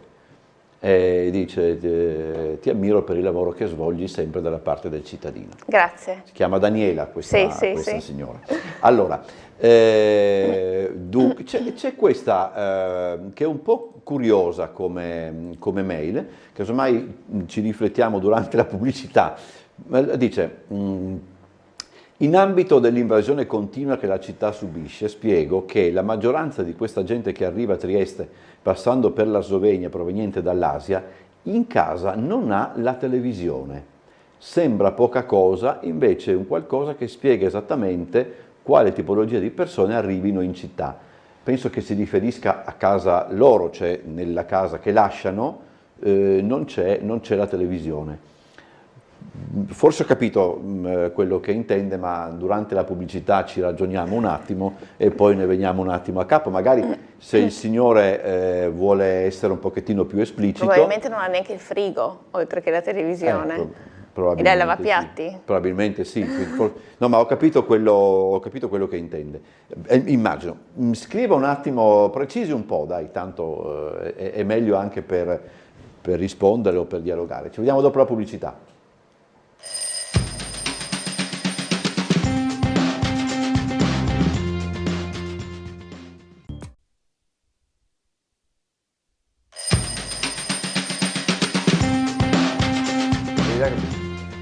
Allora, rientriamo in studio, come sempre c'è il consueto ingorgo, abbiamo una mail, la telefonata ed eventualmente da rispondere. Aspettiamo un po' se magari il telespettatore aggiunge qualcosa. Intanto una segnalazione, all'inizio di Via dei Moreri da sempre ci sono macchine parcheggiate sul marciapiede e anche lì più o meno... Anche in mezzo alla strada qualche volta. Pure. Via dei Moreri è un po' particolare, è lo stesso discorso di Via Giulia sotto certi versi. Sì, Via dei Moreri ci sono veramente, lo sappiamo, insomma è un tema che qui poi viene trattato spessissimo, Via dei Moreri, Roiano, un rione che ha grossissime difficoltà per gli abitanti nel trovare parcheggio e lo so per certo. Che lei sappia, Assessore, ci si è abituati al parcheggio nuovo? Ma mi sembra che abbia un buon risultato quel parcheggio nuovo, anche per le tariffe molto basse che propone, e è un polmone importante per quel rione che obiettivamente ha grosse difficoltà da questo punto di vista. Il rione di Roiano è anche un rione che in questi ultimi mesi abbiamo monitorato particolarmente con il reparto motorizzato, appunto. C'erano stati degli episodi di baby gang, non so se si ricorda, c'era stato insomma qualche episodio così insomma molto spiacevole. Avevo anche incontrato in circoscrizione la cittadinanza che aveva chiesto a noi e ai carabinieri che erano intervenuti in circoscrizione quella volta un maggior monitoraggio, così è stato fatto. E adesso la situazione sembra migliorata. È un rione popolosissimo, dal mio punto di vista bellissimo, che chiaramente ha dei problemi di viabilità, di parcheggio, però è uno di quei rioni che ancora a Trieste conservano proprio quella vita rionale con tantissime botteghe, tantissime attività commerciali. Tra l'altro e molta frequentazione di cittadini. Discutevamo prima cioè un telespettatore, una telespettatrice ha segnalato il numero sempre più esiguo di edicole. Se invece vai a Roiano, io c'ero 2 settimane fa, lì il numero di edicole 3-4, sì, lì è anche parecchio, 5 forse. Veramente parecchio. Allora, c'è una telefonata, poi abbiamo una segnalazione invece che riguarda Via Marziale. Sentiamo la telefonata. Buongiorno. Il dottor Bosazzi, buongiorno, Buongiorno. a lei e alla sua ospite. Volevo dire alla dottoressa De Gavardo solo una cosa. Allora, io telefono da Moscone Non so se gli stranieri hanno in casa la TV, però tutti i negozi stanno passando in mano a loro. Quindi se hanno la possibilità di comprare i negozi, perché se lei viene a Monfalcone sono tutti negozi di stranieri, e quindi avranno anche la televisione, oppure per pura scelta. Ma la mia era una domanda diversa. Volevo chiedere come mai è dato il permesso di girare col burqa.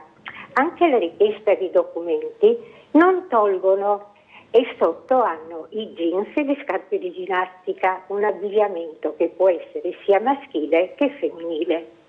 Perché non vengono messe in atto queste cose qua? Non sappiamo chi abbiamo in casa. Ormai siamo diventati un paese ostaggio, ed adesso l'Austria e la Germania che mandano via tutti gli immigrati, dove li manderanno?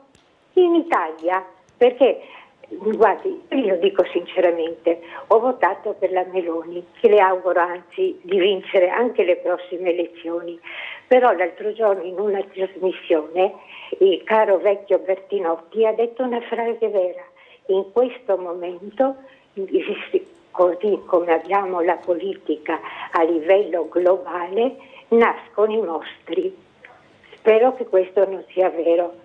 Auguri, e soprattutto tanti auguri alle forze dell'ordine. Buona giornata. Buona giornata. Grazie signora. Giustissimo questo augurio finale alle forze dell'ordine, che ribadisco ci tutelano e di cui tutti, anche chi critica il loro operato, abbiamo bisogno. La signora ha sollevato parecchi temi, e su qualcuno purtroppo è difficile sulle motivazioni per cui tutti i negozi siano in mano agli stranieri. Evidentemente c'è un tema di facilità, di apertura di attività commerciale, no?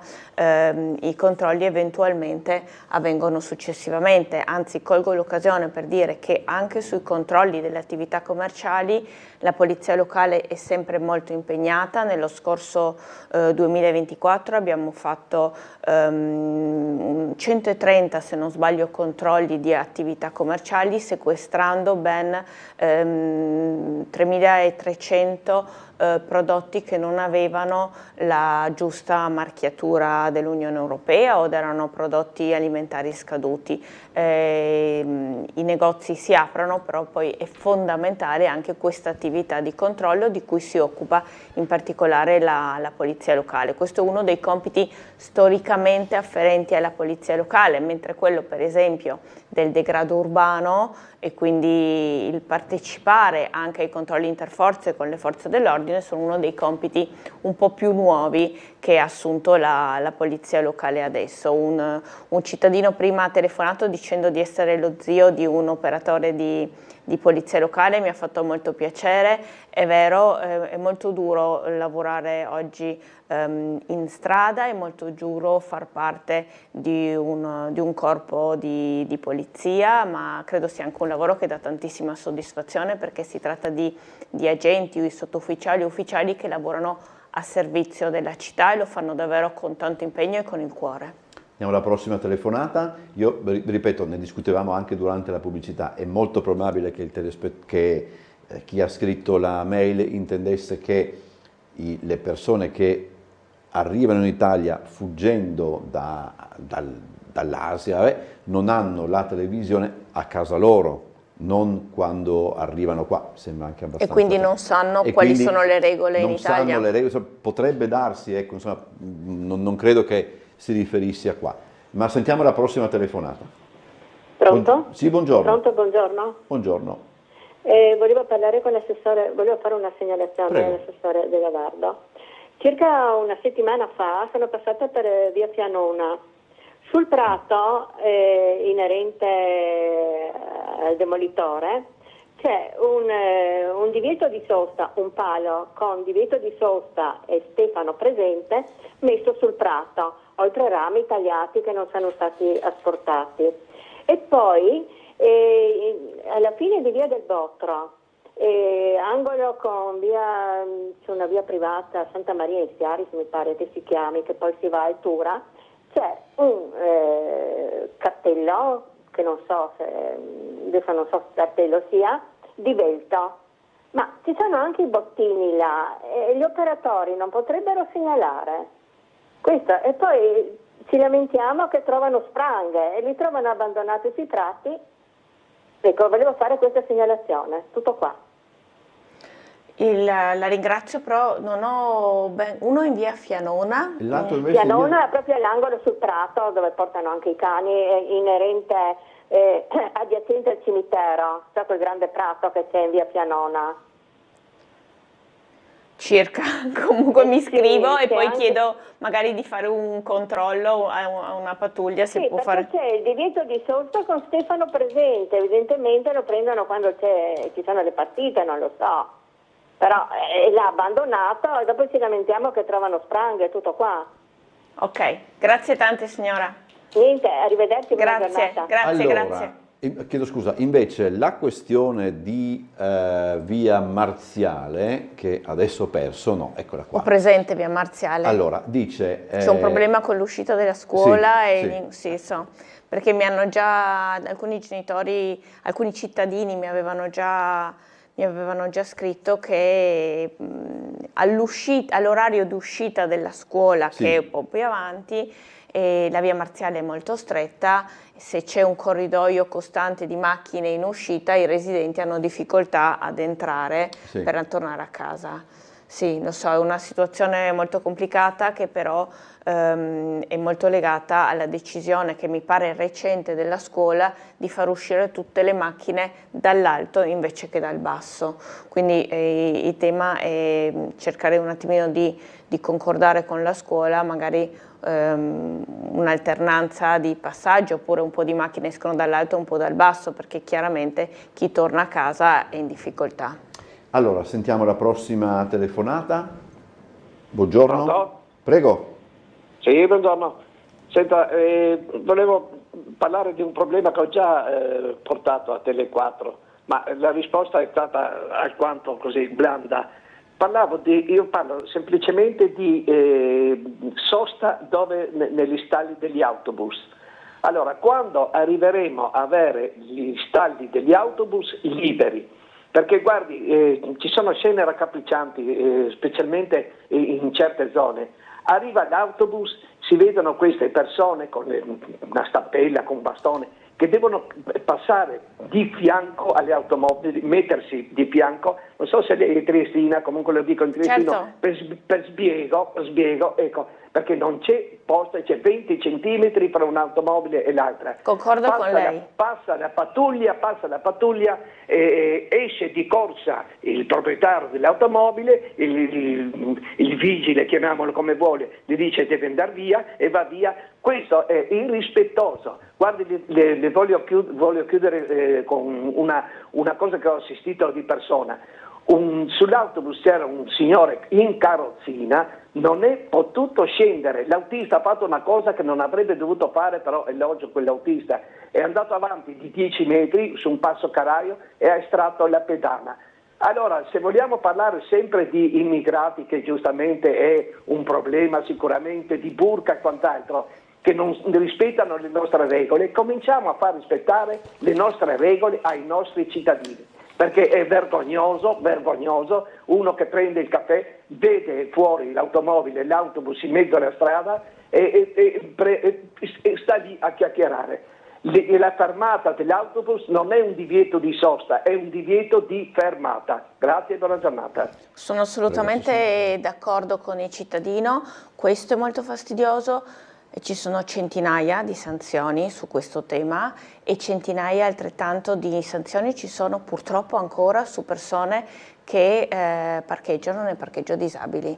Sono due cose che davvero possono avere delle conseguenze che noi non sottovalutiamo, su cui non abbiamo sensibilità, ma Io ero stata interessata per un caso molto simile a quello che ha descritto il cittadino, San Giacomo, piazzale, di fronte alla pescheria, fermata dell'autobus.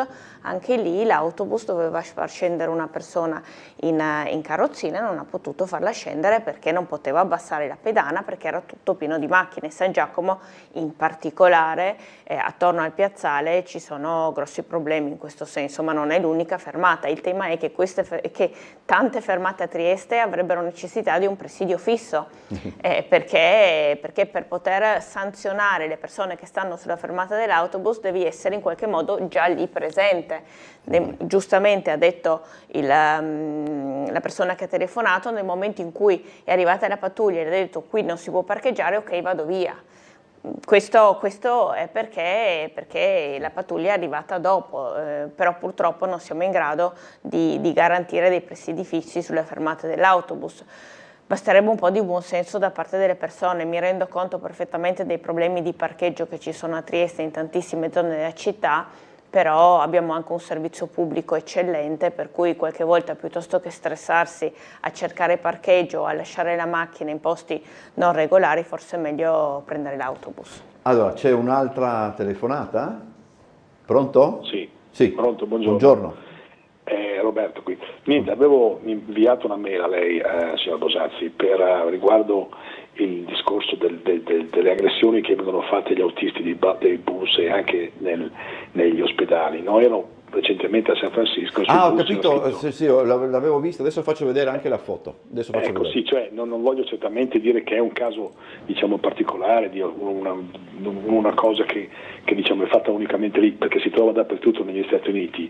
È il fatto, diciamo così, di una certa riverenza nei confronti di quelli che fanno il servizio pubblico, che è appunto l'autista e anche a questo punto l'infermiere, e non so perché, questa è un'idea, questi potrebbero essere dichiarati pubblici ufficiali, per cui se qualcuno li tocca evidentemente vanno subito in galera, perché evidentemente la polizia vediamo che gli tengono le mani legate ogni giorno a destra e a sinistra, e qui applaudo i carabinieri e tutte le forze dell'ordine in quanto si prestano a mantenere una sicurezza, e nonostante diciamo, la fatica che fanno, perché comunque sono padri di famiglia, madri di famiglia, hanno dei figli a casa, devono esporsi a queste violenze inaccettabili. Questo è un aspetto, appunto, faccio un applauso anche alla vostra ospite, perché certamente anche lei è in una posizione di critica e di vertice che deve comunque gestire tutte queste situazioni che si presentano. Un'altra osservazione, che poi chiudo: non vedo tutti questi migranti, sia musulmani sia diciamo pseudo musulmani, quelli delle zone afghane eccetera, che quelli dei magrebini che vadano verso l'Arabia Saudita, dove là chiaramente li menerebbero, basta che mettano una virgola fuori posto, e quegli altri gli afghani che vadano in Cina, no? Che sono due passi, no, vengono qui perché sanno di fare quello che vogliono, e penso che sia il momento di finirla. Ecco, grazie, buongiorno. Allora, questa è la foto che il telespettatore ci ha fatto vedere, traduco dal cinese. Gli assalti o le offese verbali nei confronti dei lavoratori city worker, sarebbero dei lavoratori della pubblica amministrazione, è proibita e punibile dalla legge. Bravissimo in cinese. Riesco a tradurre anche dal thailandese addirittura. Lo spagnolo è un po' più difficile. Direi che è un'ottima idea, sarebbe da evidenziare questo suggerimento anche a Trieste Trasporti, perché comunque può essere un deterrente in più per in qualche modo proteggere gli autisti. Colgo l'occasione per ricordare che grazie anche qua a un importante contributo di Regione Friuli Venezia Giulia dato al Comune di Trieste, la Polizia Locale, il Dipartimento di Polizia Locale ha stipulato una convenzione con Trieste Trasporti per garantire a Trieste Trasporti la possibilità di avere un servizio di sicurezza sussidiaria, quindi delle guardie giurate a bordo degli autobus che si muovono nelle aree più complicate, sulle linee più complicate della nostra città. È un servizio che sta andando anche molto bene. Ho avuto la possibilità di fare una chiacchierata con il presidente Marzi qualche settimana fa e lui mi diceva che in effetti da quando c'è questo tipo di servizio il numero di aggressioni si è praticamente azzerato. Sicuramente un deterrente importante, ma anche un cartello come questo può essere altrettanto importante da esporre per limitare in qualche modo cattive intenzioni.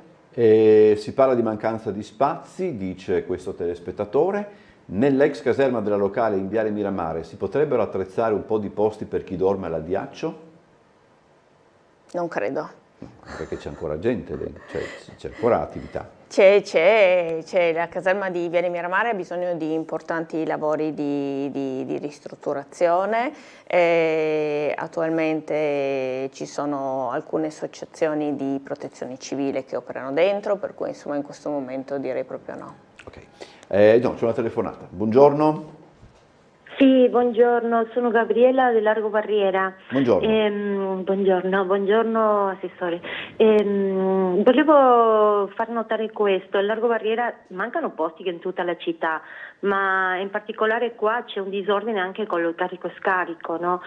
Questo carico-scarico in altre città, anche in Italia, a Milano per esempio, si fa con un tempo massimo di caricare e scaricare, così il prossimo ha il posto libero. Qui la gente entra e non esce più dopo del carico-scarico, quindi dopo vediamo questi furgoni, camion e tutto quanto sulle strade intassando il traffico. Poi un'altra cosa, il parcheggio a pagamento sarebbe la soluzione per Trieste, così la gente comincia a incominciare a mettere un po' le macchine che abbiamo dismesse, perché ci sono macchine che ci sono da anni parcheggiate o parcheggiate tutto l'inverno e si usano soltanto per andare al mare d'estate, e quello grava su tutta la città, no? Grava anche sul commercio locale, perché la gente che deve venire a comprare, non so, un paio di calze qua a Largo Barriera non viene qua, va direttamente alle Torri o va a qualche shopping o va a un'altra parte, non viene qua a Trieste a comprare un paio di calze, quindi perché non trova parcheggio, e quindi bisogna cambiare un po' la mentalità della gente, farle pagare il parcheggio,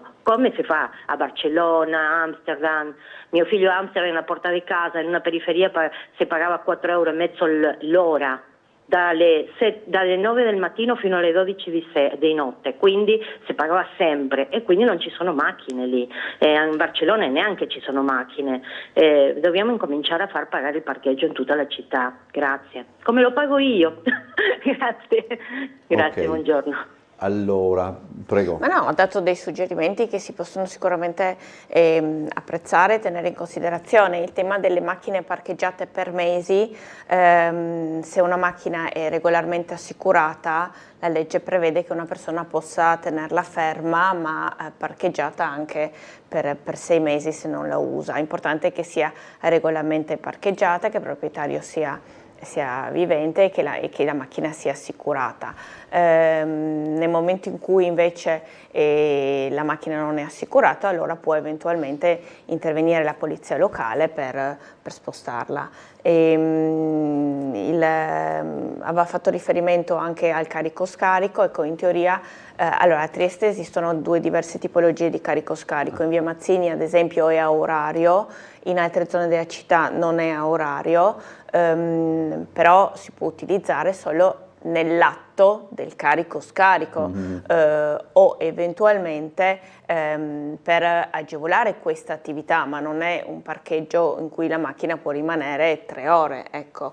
La polizia locale ovviamente fa dei controlli sul carico-scarico con più passaggi. Nel momento in cui la polizia locale si accorge che quella macchina è fissa per un paio d'ore, evidentemente l'utilizzo del parcheggio non è regolare, perché non è in attività di carico-scarico e quindi va sanzionato. Allora, c'è una mail che le chiede di questa situazione un po' strana che riguarda la pista ciclabile di Via Valerio. Non so se lei è no, perché comunque è un'attività che segue un lavoro che sta seguendo l'assessore Babudari, trattandosi di urbanistica. So che è in programma una pista ciclabile anche in Via Valerio, che in qualche modo collega l'università.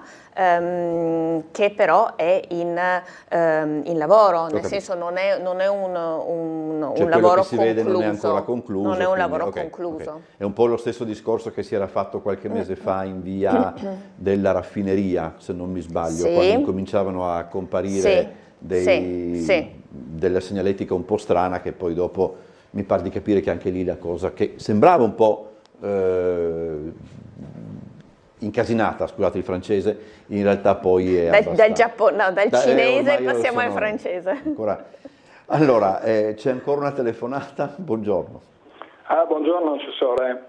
Buongiorno. Allora, io neanche. L'altro giorno quando sono state bruciate quelle 2 macchine in via Paisiello, no? Si concludeva il servizio di Tele4, adesso verranno visionate le telecamere della zona. Certo è un lavoro complicato perché noi abbiamo 0 telecamere, 0. Allora, vi spiego, 3 anni fa quando al suo posto c'era Polidori, no? Se non sbaglio, il vice sindaco. Allora ci fu un pestaggio di Nonno Paletta, tra via Strada Vecchia dell'Istria e via Zandonai. Allora praticamente il giorno dopo c'era lì Polidori che era intervistato dalla televisione e allora mi avvicinai e dico: ma scusi Polidori, qua in questo incrocio praticamente guardi a 50 metri c'è la scuola, sono 2 asili, una scuola elementare / medie perché c'è anche la Caprini adesso lì, dico c'è un ricreatorio, sono complessi diciamo condominiali sia privati che le case dell'Ater. Dico, qui ci dovrebbe essere una telecamera. No, guardi, mi fa, è già tutto programmato. Allora, mi sembra che sono passati almeno 3 anni se non sbaglio. Qualche giorno fa era a Tele4 e dico: scusi Polidori, ma questa famosa telecamera? Ma io sono più ovvia, la risposta più classica. E un'altra cosa, magari parlava sempre di fibra. Noi abbiamo 10 mega, io non so quanto serve, forse serve di più, noi abbiamo 10 mega nella zona, e non so se è troppo poco. Allora io dico, ma possibile che noi non possiamo avere una telecamera lì in quella zona? Visto che ci sono scuole, asili, di tutto e di più. È tanto complicato.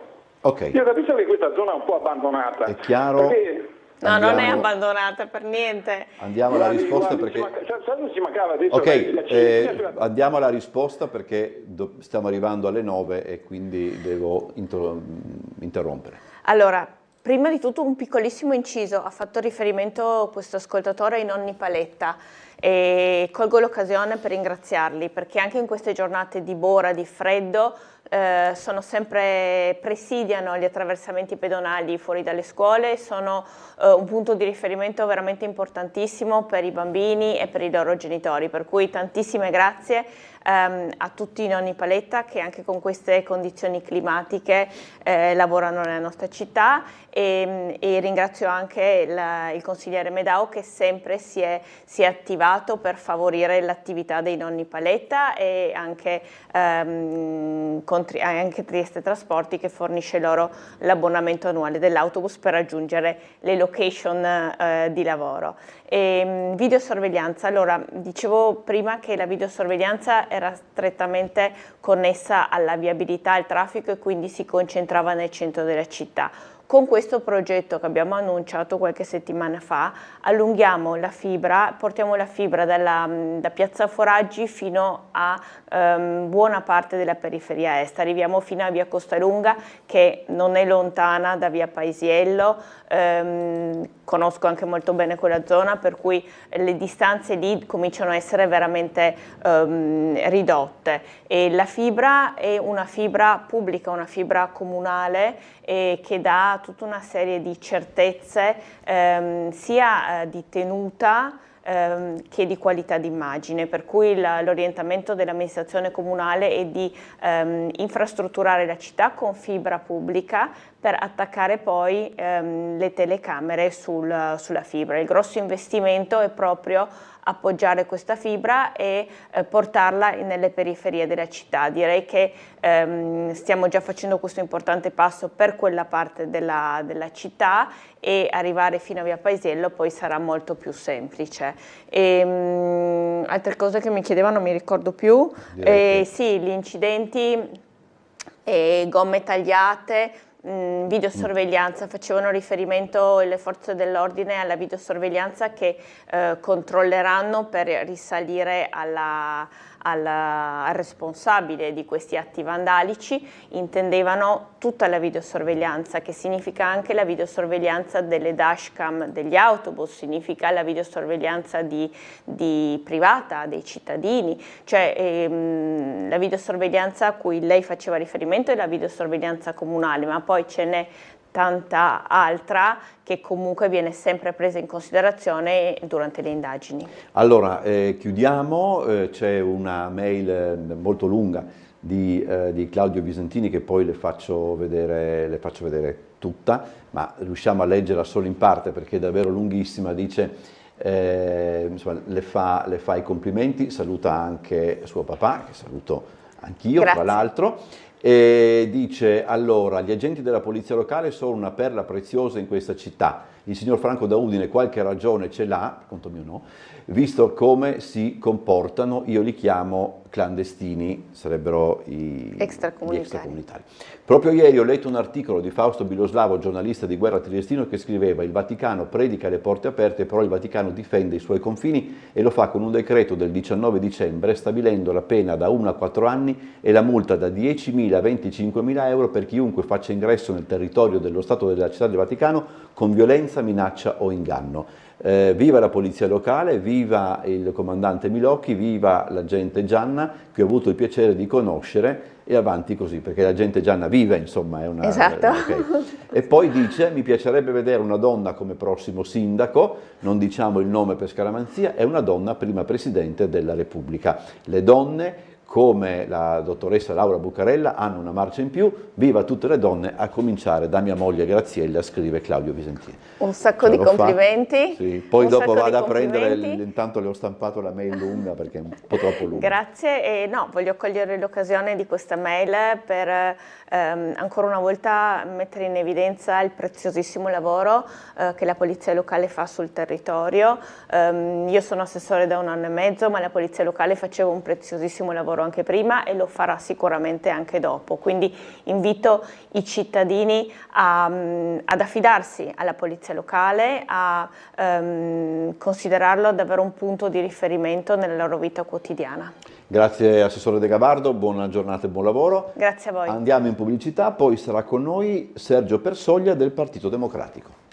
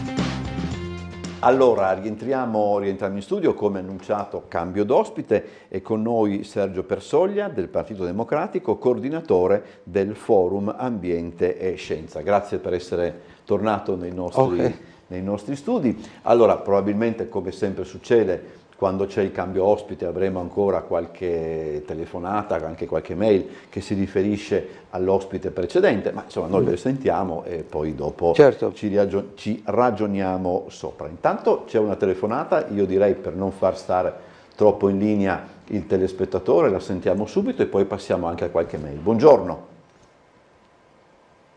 Pronto? No, non c'è. Allora possiamo...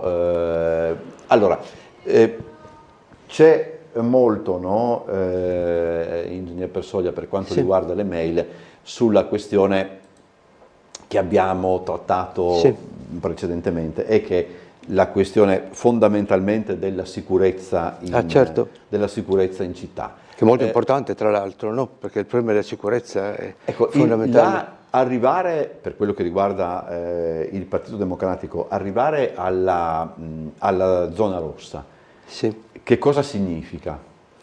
Cosa intende lei per zona rossa? Io non ho seguito il dibattito. Della zona rossa, cioè di alcune zone della città dove ci sarà una maggiore sorveglianza, stante tutto quello che è accaduto in queste ultime settimane. Immagino che il Partito Democratico veda questo come una estrema ratio, e anche, posso immaginare, come una sorta di piccola debacle dell'amministrazione comunale, se si arriva a questo.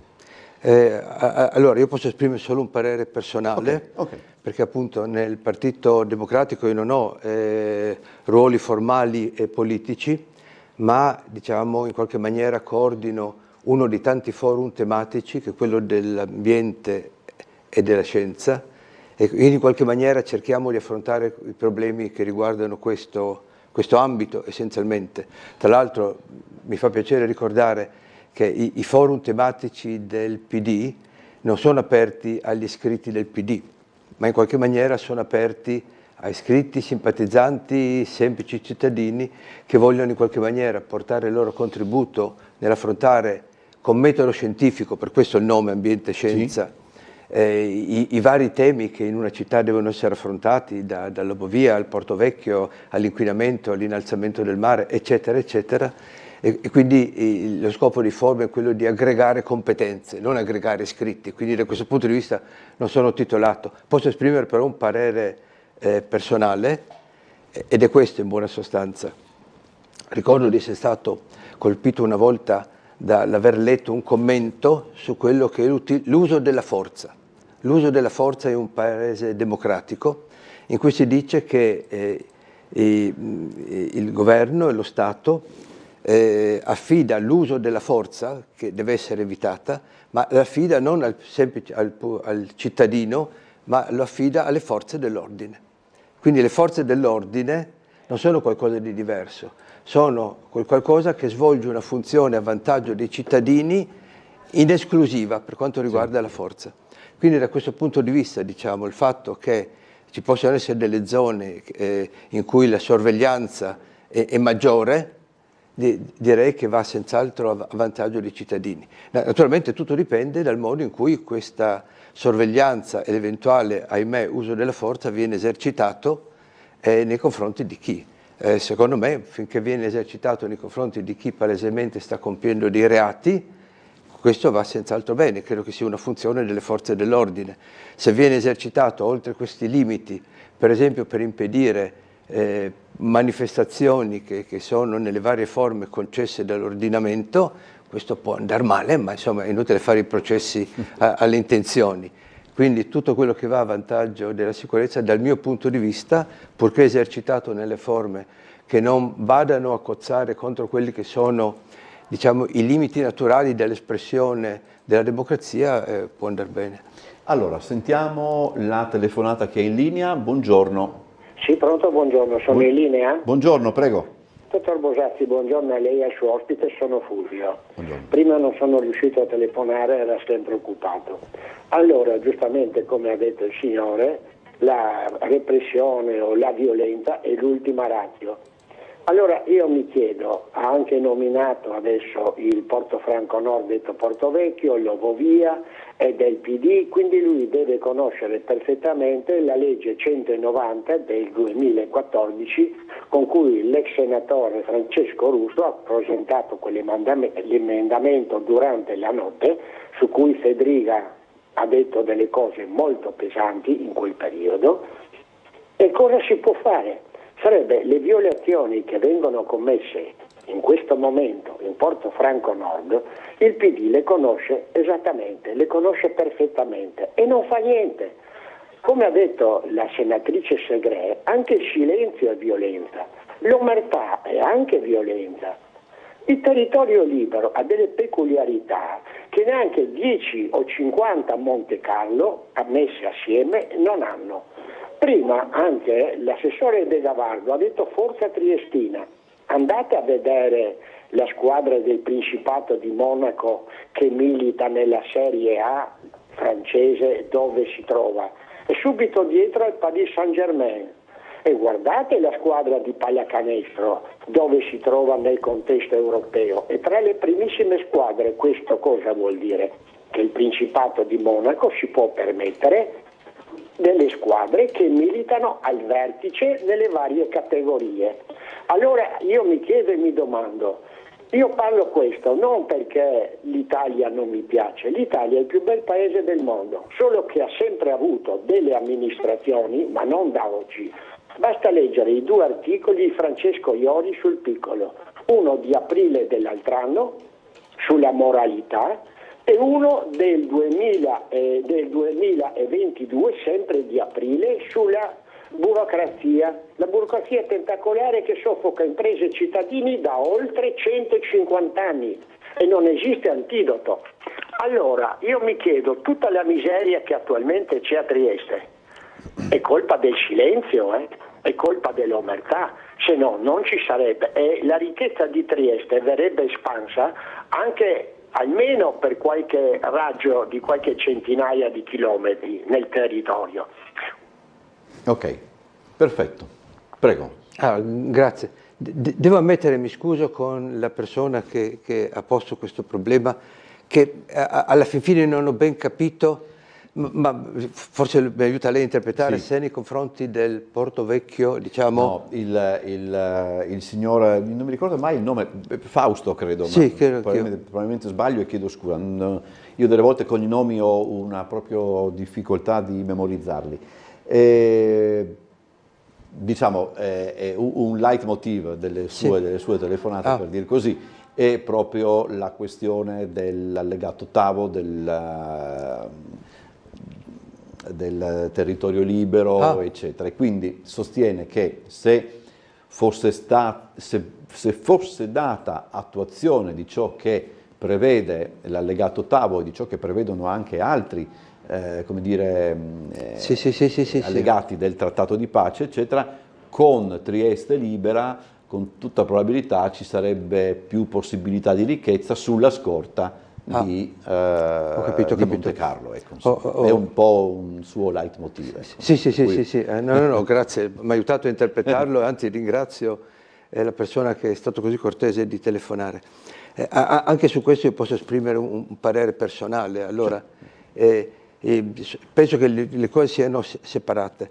Allora, una cosa è il problema del Portovecchio e della rigenerazione, su cui vorrei dire però qualche parola.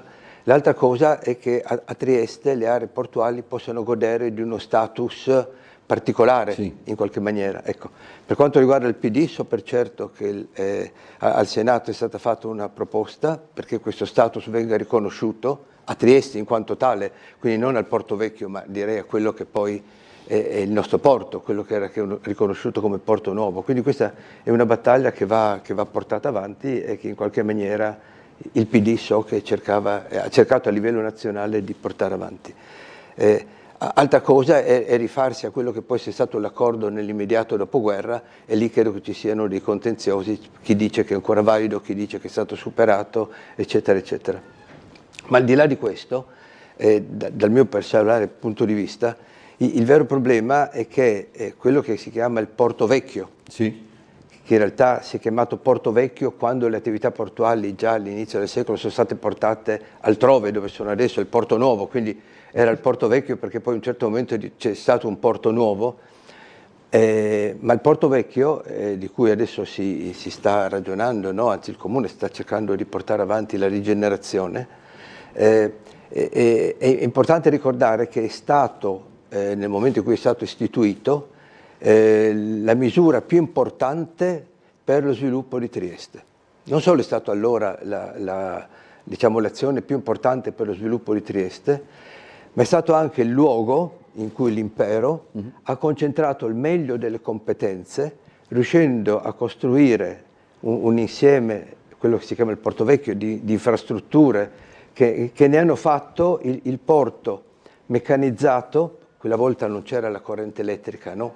La meccanizzazione, la gran potenza era data da idrodinamica, cioè dalla centrale idrodinamica che riusciva con acqua a pressione a portare con 6 km di tubature alle macchine operatrici per farle scaricare molto rapidamente, ed erano riusciti attraverso delle innovazioni, diciamo, edilizie a costruire quegli enormi magazzini che oggi ci sembrano delle baracche abbandonate, ma che allora erano il meglio che si poteva immaginare della portualità, costruita per la prima volta a Trieste e poi ripetuta e copiata in altre parti. Erano riusciti a dare una grande efficienza, diciamo, al porto attraverso delle innovazioni che allora erano per la prima volta applicate a Trieste. Cosa voglio dire con questo? Voglio dire che come allora quell'area era stata diventata il motore, in qualche maniera, per Trieste, il Porto Vecchio, a cui adesso si vuole dar mano, dovrebbe, dal mio punto di vista, diventare di nuovo il motore per cercare di invertire alcuni trend che a Trieste purtroppo sono in qualche modo attivi da anni, e che sono la deindustrializzazione, il fatto che elementi da qui scappano. Io ho 2 figli che hanno dovuto scappare a lavorare a Londra, il fatto che c'è una decrescita demografica. Tutto questo deve essere invertito e lo sviluppo fatto in un certo modo del Porto Vecchio, capace di portare qui, di nuovo, come fu allora, competenze, innovazione, cose nuove, potrebbe contribuire a tutto questo. Ahimè, da quanto si sa di un certo processo che in larga parte ancora non è totalmente pubblico, la sensazione è che si stia perdendo un'occasione, direi unica, e che non si ripeterà più. Andiamo in pubblicità, siamo andati un po' oltre, ma pazienza, non volevo interrompere il ragionamento. Andiamo in pubblicità, poi torniamo. Ok.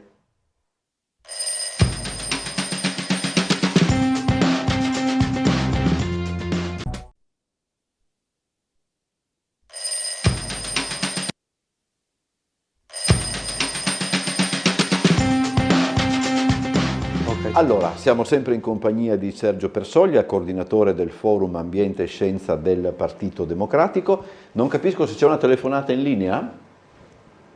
Pronto? Pronto? Sì, buongiorno a voi. Prego, buongiorno. Ecco, volevo fare dire una cosa a riguardo dei, chiamiamoli, io li reputo sabotaggi. Vi ricordate quando la Raggi regnava, era sindaca di Roma, ogni giorno saltava un bus, si incendiava un bus. E guarda caso, adesso che è rientrato un altro sindaco del PD, adesso non ci sono più incendi di autobus. Quella volta lì ogni giorno c'era un incendio, poi misteriosamente con la fine della Raggi sono finiti anche gli incendi. Volevo dire al PD che faccia qualcosa per questi emigrati che ogni giorno dobbiamo sentirli a coltellare qualcuno, una cosa o l'altra. Fate anche voi qualcosa, state difendendo questa gente, non si sa perché. Ma allora buttiamo fuori questa gente che viene a Trieste a coltellare altre persone e poi diremo dividersi le zone per la droga, ma siamo impazziti e voi non fate proprio niente, non fate. E volete che questa gente si assimili a noi, ma come può questa gente assimilarsi a noi? Buttateli fuori, questi che vengono a rovinare qui gli ospedali, a prendere posti a persone che sono veramente ammalate. Questi qui occupano, ci costano milioni. Domani tutte diremo le mogli dei musulmani che non lavorano andranno in pensione senza aver pagato un centesimo. Questa sarà la rovina dell'Inps. E voi state ancora lì a pensare a questi qui che vengono e che fanno dei danni enormi e non abbiamo più le città tranquille una cosa all'altra e li andate ancora avanti a difendere. Grazie, buongiorno. Ok. Vabbè, è difficile rispondere, no? Perché voglio dire, per come è stato formulato l'intervento, sembra che non ammetta replica, ecco.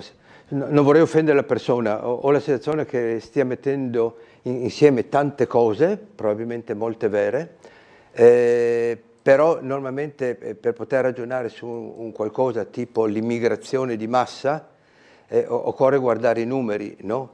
In Italia tutto quello che tratta, diciamo i partiti politici hanno affrontato finora, soprattutto quelli di destra, il tema dell'immigrazione, facendone un argomento che porta molti voti, no? Io mi ricordo che quando si parlava di ondata, invasione, bla bla bla bla, ero andato a guardarmi i dati europei su quanti immigrati sono accolti nei diversi paesi e l'Italia non era, diciamo, in cima alla classifica, era circa a metà. Per quanto riguarda l'immigrazione, può valere la pena vedere il punto di vista di tanti gruppi. Per esempio, molti gruppi industriali dicono chiaramente che in Italia occorre in qualche maniera avere un'immigrazione controllata di un certo livello, perché servono persone nelle fabbriche, per esempio, servono le persone nell'agricoltura, no? Altri argomenti sono che gli immigrati ancora oggi non godono, non possono accedere ai servizi nello stesso modo in cui i cittadini italiani. E quindi, diciamo, se uno immagina che la persona di un altro colore sia uno degli immigrati che invadono l'Italia, posso anche concordare con il Signore. Se uno immagina che quello sia una persona, no, che in qualche maniera dovrebbe in qualche modo poter avere diritti simili ai nostri, anche se di fatto inferiori, è un qualcosa che, diciamo, molti la pensano. C'è anche un signore vestito in bianco che ha appena aperto le porte, no, come si dice? Le porte del giubileo, il quale in qualche maniera non la pensa come la nostra persona sugli immigrati, ricorda che dovremmo in qualche maniera sentirci un pochettino più fratelli. Il signor, no, non dico il nome perché non c'è la firma, comunque sì. Dice: non è vero che i bus a Roma non prendono più fuoco, non è vero che gli immigrati prenderanno la pensione gratis. Ci si informa scartando le cose che smontano i preconcetti.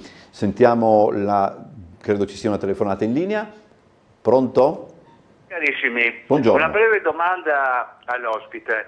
A proposito di incendi, visto che se ne è parlato, mi riferisco a quello che ci hanno detto i media sull'incendio scoppiato a scuola Caprin. E volevo chiedere all'ospite cosa pensa del fatto che il 99,9% degli immobili che sono stati isolati con il 110% sono stati isolati appunto completamente con poliestere, e sappiamo bene qual è il comportamento del poliestere in caso di un cortocircuito interno. Buona giornata, volevo solo un parere tecnico. Prego. Allora, io rimango stupefatto di questa notizia, però naturalmente se è stata riferita immagino che sia vera. Penso sia un grande errore. Ricordo solamente questo: vi ricordate che un paio d'anni fa aveva fatto molto scalpore il fatto che una coppia di italiani erano andati a Londra e c'era stato un grosso incendio. Come no, l'incendio del Greenfield Tower. Del Greenfield Tower, no? E purtroppo erano anche morti, no? Sì. Era drammatico, avevano mandato un'ultima telefonata dicendo siamo qui, stiamo per morire. In quel caso si era trattato di tutto l'isolamento esterno che era fortemente infiammabile.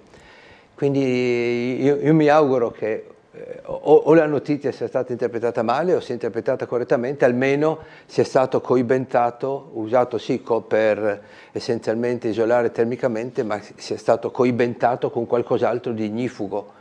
Ecco, non avevo questa notizia e mi fa piacere che sia stata ricordata. Allora, andiamo in pubblicità, ma per chiudere questa parte, quantomeno anche in maniera un po' più leggera, c'è la vignetta di Englaro che dice: mamma te mi mostri dove sei il Bangladesh? E la mamma risponde: deve essere qua vicino, i vieni tutti a lavorare in bicicletta. Insomma, allora, andiamo in pubblicità, poi parliamo anche un attimo di Cabinovia.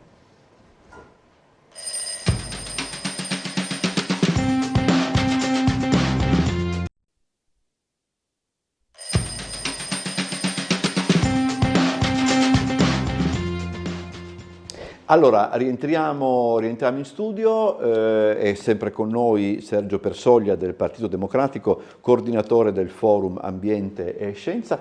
Credo ci sia una telefonata. Pronto? Buongiorno, Prego. Buongiorno, sono Maria. Prego, Volevo buongiorno. chiedere al signore, perché ha parlato adesso dei pannelli in polistirolo per coprire le case, per fare il cappotto alle case, il signore non sapeva. Mi ha fatto capire che non sa che sono coperti in polistirolo? No, credo che... Volevo chiedere... Prego. Posso rispondere? Sì, non so come siano stati eseguiti i lavori. So che per isolare... Le case vengono... Sì, per isolare le case col 110%, le case vengono coperte con pannelli di polistirolo alti 12 cm. Polistirolo vero, perché io avevo le case qui vicino e c'erano pannelli, perché un giorno c'era la bora che volavano, li ho presi in mano e si sgretolano a pallini. Perciò sono puro polistirolo. È quello che mi sono chiesta, perché le nostre case non l'hanno voluto fare e dentro di me ho detto: ma se non l'abbiamo fatto forse è stata anche una cosa giusta, perché coperti da polistirolo, ma veramente polistirolo, toccato, alti 12 cm, toccato, si sgretolano sotto le mani in pallini neri e certi in pallini bianchi, polistirolo puro. Okay, ho capito. Mi ha fatto, e infatti le dico la verità, da persona che anche noi abbiamo un condominio e che non abbiamo accettato di fare sta roba, mi sono sentita contenta, adesso non lo so, ma le dico la verità che vedere tutte queste case coperte da polistirolo mi ha fatto un certo effetto, dico la verità. Bene, okay. Io solo questo volevo dire, la ringrazio tanto. Grazie signora, buona giornata. Sì. L'unico commento che posso fare è che anch'io, dovendo rifare il tetto, io abito in una piccola casetta, dovendo rifare il tetto poi l'ho isolato non col polistirolo ma con altri pannelli di isolante che certamente non si sgretolavano, poi sopra c'è una guaina, poi sopra vengono messi i coppi, quindi immagino che per poter utilizzare i benefici, no, del 110% non ci fosse, non ci fosse una regola che diceva sì, vanno isolati esattamente con quello. Immagino che ogni casa, ogni condominio poi poteva scegliere. Il vero problema era quello di diminuire le dispersioni del calore, e so per certo che non esistono solo i pannelli che si sgretolano, ma esistono tutta una serie di prodotti. Quindi diciamo, se qualcuno ha usato prodotti scadenti, come immagino possa essere stato facile, no? Nella gran fretta di dover intervenire su tanti edifici, penso sia stato un errore. Allora, parliamo apriamo un altro argomento che in realtà poi non è mai stato chiuso, e che è quello della Cabinovia. Devo dire la verità, il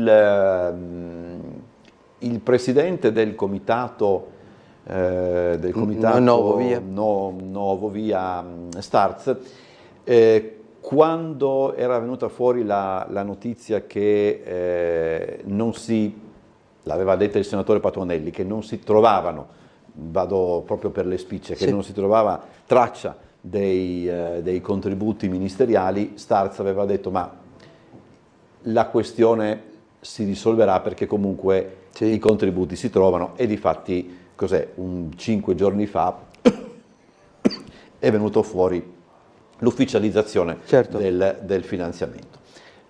Questo che cosa comporta? Allora, dal punto di vista dei contrari, perché... No, certo, tra l'altro lei non lo ha ricordato, ma diciamo che io sono anche molto contento, personalmente, non in quanto coordinatore del forum, di far parte del comitato scientifico del Comitato Nuovo Via. Il Comitato Nuovo Via in realtà è formato da 4-5 persone, che sono quelli che hanno avviato questa azione, ma attorno a loro hanno lavorato nell'esaminare tutti i documenti e del Comune e della Regione nel procedimento amministrativo, circa altre 15 persone con vari tipi di competenza. Io personalmente, insieme a Maurizio Fermeglia, no? Che purtroppo è morto improvvisamente lo scorso anno, l'ex rettore di Trieste, ci eravamo dedicati a rifare i calcoli su quelle che sono le emissioni di CO2 risparmiate, immaginando che persone rinunceranno all'utilizzo delle macchine per utilizzare l'Obovia, no? Abbiamo rifatto noi i calcoli e li abbiamo rifatti perché io per 20 anni sono stato anche segretario generale di un network europeo che si occupa appositamente di evitare le emissioni di CO2, quindi per noi era molto semplice fare quei calcoli. Quindi diciamo, cos'è che cambia? Direi che non cambia niente, nel senso che i motivi per cui noi ritenevamo che l'opera fosse, adesso si possono ripetere come un mantra, no? Le 5I, impattante, bla bla bla bla, rimangono tutti, no? Rimangono tutti, e il fatto che il Comitato li ha fatti emergere tutti i motivi per cui secondo noi e secondo quei 4 poveracci di 2000 persone che hanno marciato attraverso le strade di città, così, il 2% della popolazione, no? Per dire che non erano d'accordo, secondo noi rimangono tutti, insomma. Però, dato che mi ha chiesto del nuovo finanziamento e cosa ne penso, bene, penso che la cosa è un po' ridicola, no? Ridicola perché come sono stati trovati adesso questi nuovi fondi? Allora, primo punto, l'Obovia a un certo momento è stato dichiarato che non può più utilizzare i fondi del PNR. Ok? Perché? Perché ha un impatto sull'ambiente. Questa cosa il Comitato Nuovo Via l'aveva detto fin dall'inizio, l'aveva detto al Comune, l'aveva detto alla Regione, l'aveva detto in tutti i modi e naturalmente, ripeto, il Comune e la Regione hanno detto no, al punto tale che a un certo momento il Ministero stesso ha dovuto ammettere che non si possono utilizzare i fondi del PNR per nessun progetto che abbia un impatto ambientale. Il Ministro Salvini si è impegnato a trovare nuovi fondi e i nuovi fondi sono stati trovati. C'è un bellissimo articolo sul Piccolo di qualche giorno fa che andrebbe letto, ma in buona sostanza cosa ha fatto il Ministero? Ha fatto uno spostamento, no, di fondi da una parte all'altra, togliendo i soldi che erano stati sul PNR dati per l'Obovia, li ha tolti dall'Obovia, ha trovato altri fondi e i fondi del PNR tolti all'Obovia, sapete dove sono andati? Sono andati per aumentare il finanziamento per la realizzazione della nuova linea tranviaria SIR 2 di Padova, la quale, visto che Padova aveva avuto un coraggio ben maggiore di Trieste, no, nel chiedere i fondi del PNR, quest'opera è già stata finanziata con 238 milioni del PNR, adesso ha ricevuto i fondi tolti a noi e dato che questo è sovrabbondante vanno anche altrove. Perché dico che la cosa è buffa? Allora è buffa perché quando il Comitato aveva chiesto già tanto tempo fa al Comune di rimodulare il progetto, di non usarlo per la Gabinovia, ma di usarlo per altri scopi, tra l'altro che avrebbero raggiunto una riduzione delle emissioni da traffico ben maggiore, perché ricordo che con i 48 milioni dell'Obovia si sarebbero potuti comprare 78 autobus elettrici che non emettono CO2, non inquinano, no? Vabbè, questo tanto per dire come si è sempre trattato di un problema di scelte. Poi era stato detto che non si possono spostare i fondi del PNR, non si possono... Bene, noi avevamo chiesto come comitato di andare su altri mezzi di trasporto di massa, veramente di massa, le Obovie e le Gabinovie sono considerate mezzi turistici, non di massa. Bene, adesso quei fondi, e ci dispiace che sia stati tolti a Trieste, vengono utilizzati per portare ancora di più, estendere ancora di più la tranviaria la linea tranviaria SIR2 di Padova. Vabbè. Ma questo dopo, se avrò modo di raccontare ancora qualcosa su quelle che sono state le scelte del Comune per quanto riguarda l'utilizzo dei fondi del PNR, che non riguardavano solo questo, ma riguardavano molte altre cose, che però mi farebbe piacere raccontare, perché anche se le scelte naturalmente del Comune sono scelte legittime, no? Ma di come vengono fatte queste scelte uno ha un po' l'idea di quella che è l'idea della città che il nostro sindaco ha in testa. C'è una telefonata, chiedo scusa, non mi ero accorto e ho fatto aspettare un po' tanto il telespettatore, ma chiedo scusa, prego. Pronto? Prego, buongiorno. Buongiorno, nulla, anzi fa piacere ascoltarvi. Io sono Cristina, piacere. Intervengo perché mi piacerebbe, io ho una figlia a Trieste, che è stupenda a Trieste, e così che vorrei il prossimo concerto, allora o Ipu o Baglioni o Cocciante, che sono per me, io sono del 1964, no? Come me. Altre cose, altro punto, secondo me bisogna, non fumo, ma vorrei portaceneri, che io vedo in giro con mia figlia quando giriamo insieme, ripeto, molto bella Trieste, portaceneri e anche le latine, non sarebbe male i contenitori delle latine. Io sto attenta a tutto perché, ripeto, mi piace tantissimo Trieste è favolosa, più di Udine, perché c'è il mare oltretutto, ma non andava detto. Ecco, sì. Facciamo sì che tutto vada al meglio Trieste, perché Trieste veramente, io quando vengo al bar degli Specchi lì al caffè mi rilasso e insomma, ecco. Va bene.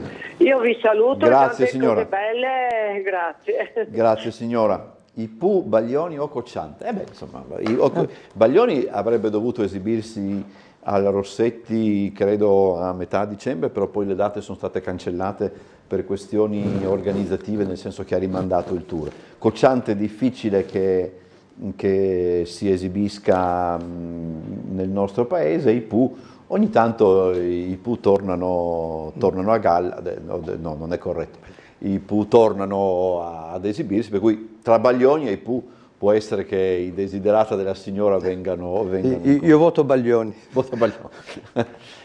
Voto Baglioni. C'è una cosa che a me ha sempre incuriosito quando... No, c'è una telefonata, lasciamo parlare chi è in linea. Buongiorno. Lui. Pronto? Sì, pronto, buongiorno. Sono Prego. in linea? Sì. Buongiorno. Allora, io sono favorevole alla cabinovia fin dal primo giorno. Ok.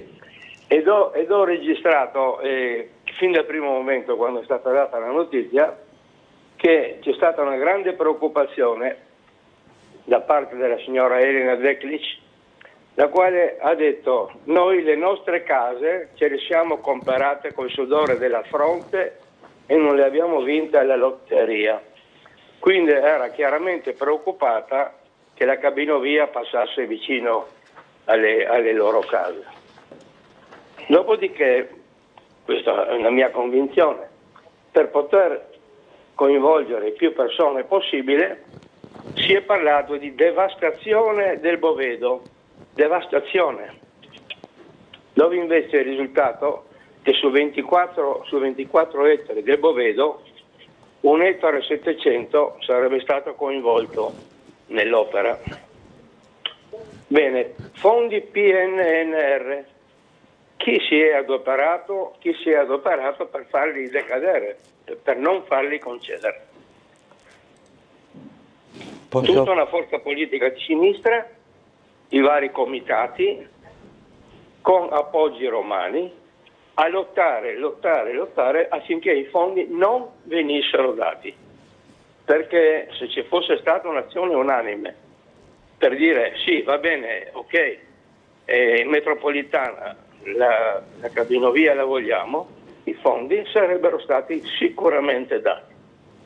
C'è stata questa forte avversione, fortissima avversione da parte politica di sinistra e dei vari comitati e di quant'altro, Poi ho sentito parlare una metropolitana leggera, i binari fino a Campomarzio. Poi mi farai. E sono state tirate fuori tante di quelle storie, ma tante di quelle storie non ci sono alternative.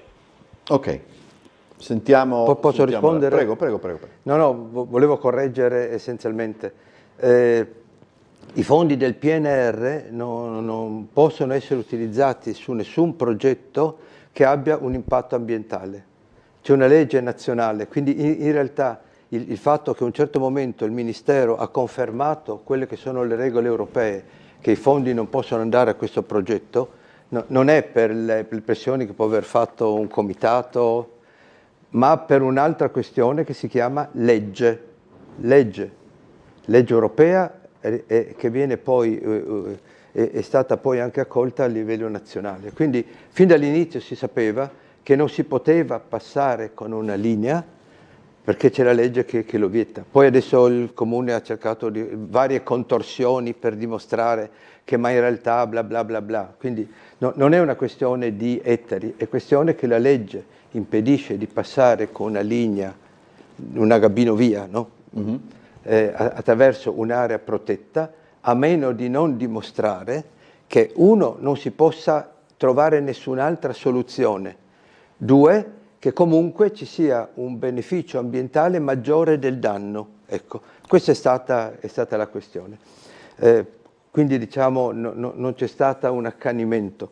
Se c'è un accanimento, l'accanimento è l'incontrario, cioè continuare a voler fare un'opera per cui in realtà, esaminando tutti i documenti, quello che è stato l'iter burocratico, noi ci siamo rinforzati in quest'idea. L'idea è questa. Il Comune, in particolare il sindaco, a un certo momento ha immaginato che fosse un'ottima cosa costruire una gabinovia che raggiungesse il Carso e possibilmente Montegrisa, l'ha sempre detto, non l'ha mai nascosto, per scopi turistici. Bene, dopodiché, dovendola finanziare con fondi del PNR, è stata inserita in un asse che non aveva finalità turistica, aveva la finalità di ridurre una certa percentuale di traffico per l'accesso. No? A questo punto, per poter giustificare e che riduceva tanto traffico e che avrebbe avuto un impatto positivo per l'ambiente, evitando molta CO2, hanno dovuto in qualche maniera basarsi su dei numeri, no? Hanno fatto un ragionamento all'incontrario e quindi tutto è partito dall'idea di un insediamento in Porto Vecchio di 20.000 persone. Ecco, questi sono i fatti. Quindi il problema che preoccupa molto diciamo il comitato, me come cittadino e anche tutti i cittadini che si sono espressi in questo modo, non è tanto sull'opera, no? Ma è su chi gestirà l'opera. Perché una cosa che forse il Signore dimentica è questa. L'opera, se mai verrà realizzata, essendo un'opera comunale, avrà un bilancio che dovrà essere gestito con i fondi del Comune, cioè verrà ripianato, se ci saranno dei profitti andranno al Comune, se ci saranno delle perdite andranno al Comune. Bene, cosa succede? Succede questo. Qui mostro dei grafici, ma insomma... Perché mostro i grafici? Perché io e il mio vecchio amico Fermeglia dicevano bisognerebbe ragionare sui numeri, no? Farsi sì delle idee, delle convinzioni, ma basarle su qualcosa. Allora cosa ha fatto il comitato? Il comitato è andato a prendersi tutti i documenti prodotti dal Comune, sia per quanto riguarda il traffico, le macchine, l'impatto per evitare gli inquinanti, la CO2, bla bla bla bla. Cosa salta fuori? Salta fuori che nei conti economici del Comune il Comune dice che ci sarà un vantaggio economico quando si supereranno i 3.200.000 passaggi all'anno. Se uno fa i calcoli, basta fare delle divisioni, questo significa che il Comune stima che ci siano ogni giorno per 284 giorni all'anno, loro tolgono i giorni di bora, ma io mi domando anche in giornate senza bora e fredde d'inverno chi ci andrà, no?